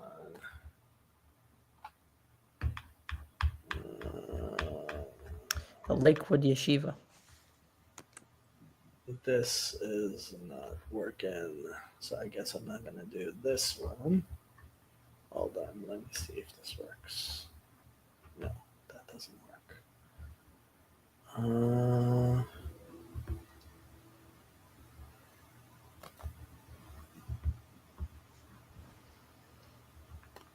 So Oxford reference says, Schneer, Jewish, Yiddish name apparently derived from Latin senior or elder. Alternatively, it may have a Hebrew origin meaning two lights, a reference to illustrious ancestors on both sides of the child's family. That's according to the Oxford reference, a dictionary of first names, second edition, 2019. Mm-hmm. I'm looking at the Schneer Cutler, and he kind of looks like Donnie, honestly.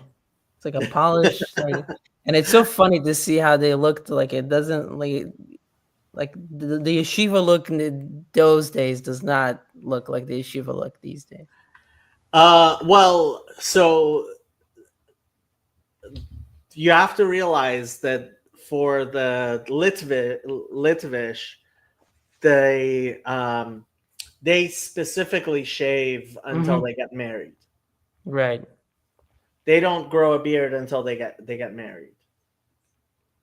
That's their thing. It's yuhara. It's too much, whatever. Or they have all kinds of reasons. Like this is one of the big fights between Hasidim and the Litvaks, whether young men should shave or not. Mm-hmm. And obviously, they don't use razors. Obviously.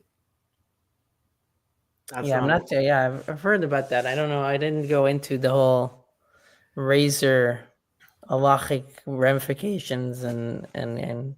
So your beard, you're not allowed to shave. Okay, you are allowed to cut. So the question becomes misparayim ke'ein ta'ar, which is if you have, which modern day shavers, right? It's two blades. It's not a blade against your face. It's right. It's like yeah. this. Yeah. So it's scissors. So it's misparayim ke'ein ta'ar. So what, a trimmer is not. The trimmer is fine. Some people would say lift and cut is not allowed. But so electric shavers are most people would say is fine. Although Chabad explains it's Beged Isha, it's Darkei Amori. Yeah. Is it Beged Isha? Is it Darkei Amori? It's both. Yeah, both. Yeah. I just realized I would go to Shabbat and I would use the talit. I don't bring my talit there, so I use the talit they have there, and I fold it nicely. And I always see the Chabad when they put the talit back in the drawer. We have a drawer full of talit. They always kind of they don't just throw it in there. And I was like, why don't they fold? They don't fold it on Shabbat. Yeah, I know. Yeah, that's I realized. Yeah, it's a halachic thing whether or not you're allowed to fold on Shabbat. But but also machloket, I understand, because I talked to somebody and he says no, fold it. It's just like if you're not preparing, if it's preparing for tomorrow, then are you preparing it for tomorrow or are you keeping it from getting ruined? If you're keeping it from getting ruined, then it's allowed. Yeah. If you're preparing it for tomorrow, then it's not allowed. Yeah. Yeah. All the beautiful questions of halacha. Shadow, you're not allowed to fold your talit on Shabbat. She doesn't care. Yeah, there's all kinds of stuff that you learn when you start going to synagogue. Like today, I think there was somebody put a vase with flowers on the table, and then they were like, "Don't touch that table anymore. Like that table cannot be moved." and and the people that were not Chabad, they were like very confused. They're like, "Okay, we'll just do what the rabbi tells us to." Yeah, muksa gets really complicated. Yeah. Was there water in the vase? Maybe there was water in the vase. Yeah, And somebody put flowers into the water on Shabbat, or no, I think they just moved the vase. yeah, so it becomes a basis. It becomes yeah. When something becomes the table becomes a basis to the vase, I guess you can't move the table unless you need to move the vase first. Yeah, but the rules of basis and muksa there's a whole Art Scroll has a book just on muksa. The laws of muksa. Yeah. Muksa gets very strange. Mm-hmm. Yeah. Things you never knew, huh? Yeah. Yeah. Basis and muksa. Yeah, but it's fascinating, the things that you pay attention to and that occupy your mind, and what kind of detail. Like, you can choose to worry and care for certain things, and you can choose to worry and care about other things. Honestly, obviously I thought, like, now 15 years ago when I stopped keeping halacha, I thought, okay, and my dad totally thinks like halacha was like me being OCD. Right, I remember you saying that. But I actually think when you have like halachic guides to stuff, it really, and that's actually part of what I was thinking about with ASD, with autism spectrum disorder. Mm-hmm. Like, I think somebody who is autistic would have, or OCD would have a much easier time in a halachic environment than outside of a halachic environment. Right. I mean, I could see maybe how that could be true, because if the boundaries are set, then at least you have that, right? Were you listening when I started talking to Donnie about like the Christians and their rules? I think so. You are the legalism. Yeah. Mm-hmm. Yeah.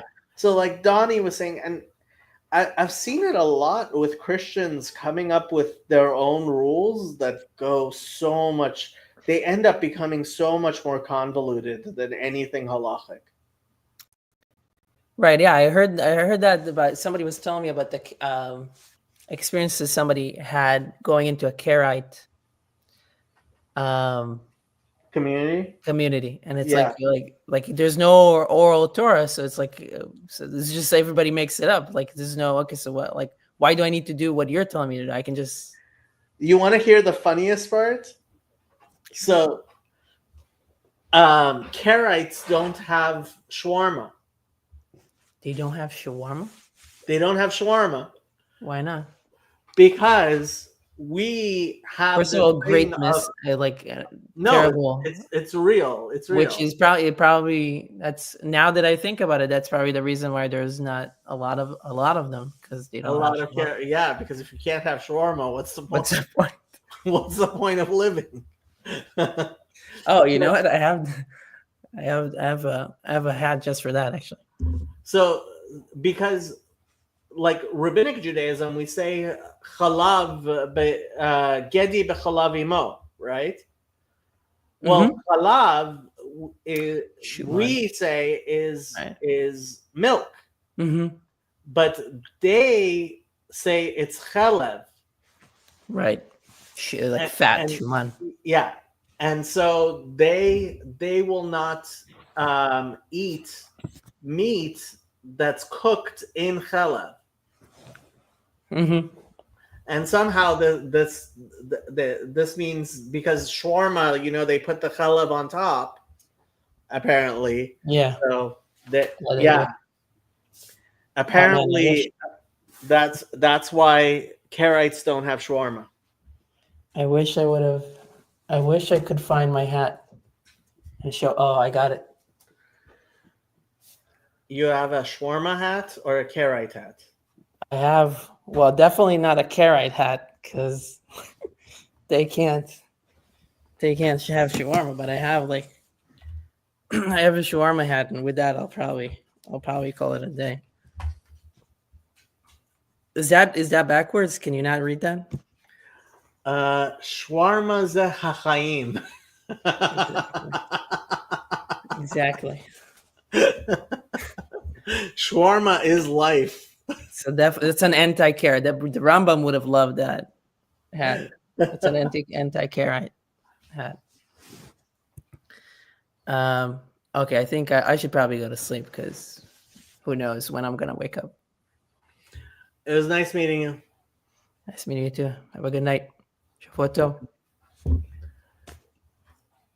So just to show that I was not lying,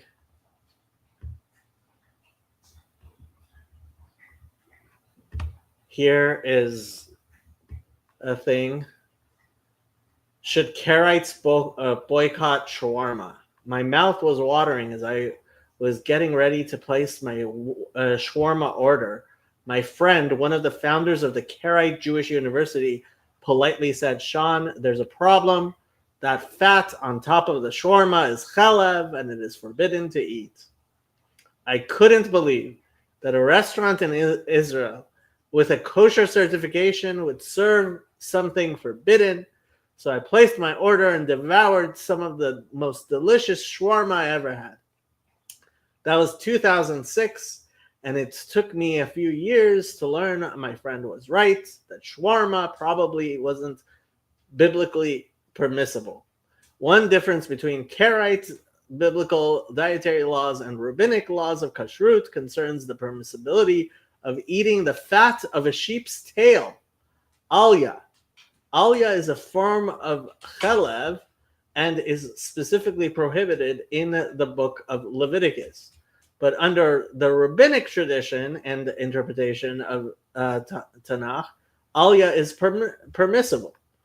As I've learned over the past 6 or so years, Alya is actually the most common type of fat used to flavor shawarma, even non-lamb shawarma.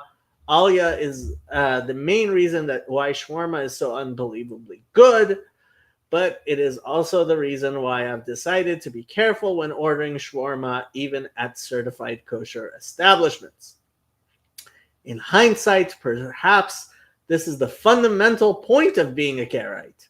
Instead of simply relying on a certification that some ingredient was permissible to eat, and instead of ignoring my friend's opinion, I should have investigated the matter for myself.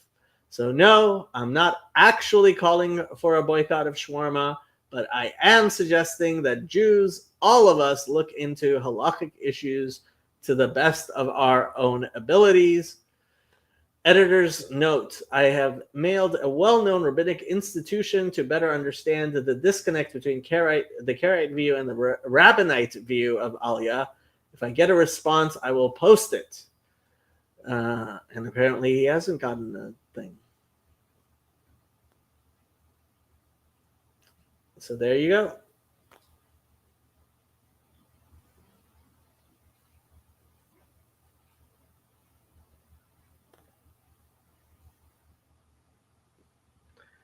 Not sure I believe any of the stuff that these people say, but there we go. Okay. Good night, Dawn. Good night, everyone else. Good night. I'm going to use host's prerogative to put the Reverend Parcells to bed because he does need to get up in the morning. Sorry, You are Reverend. Thank correct. you. But before he goes, I have a question. Let's say, God forbid, that I were to burn somebody at the stake for not being a Trinitarian. And I did not repent of that. Is that a salvation issue?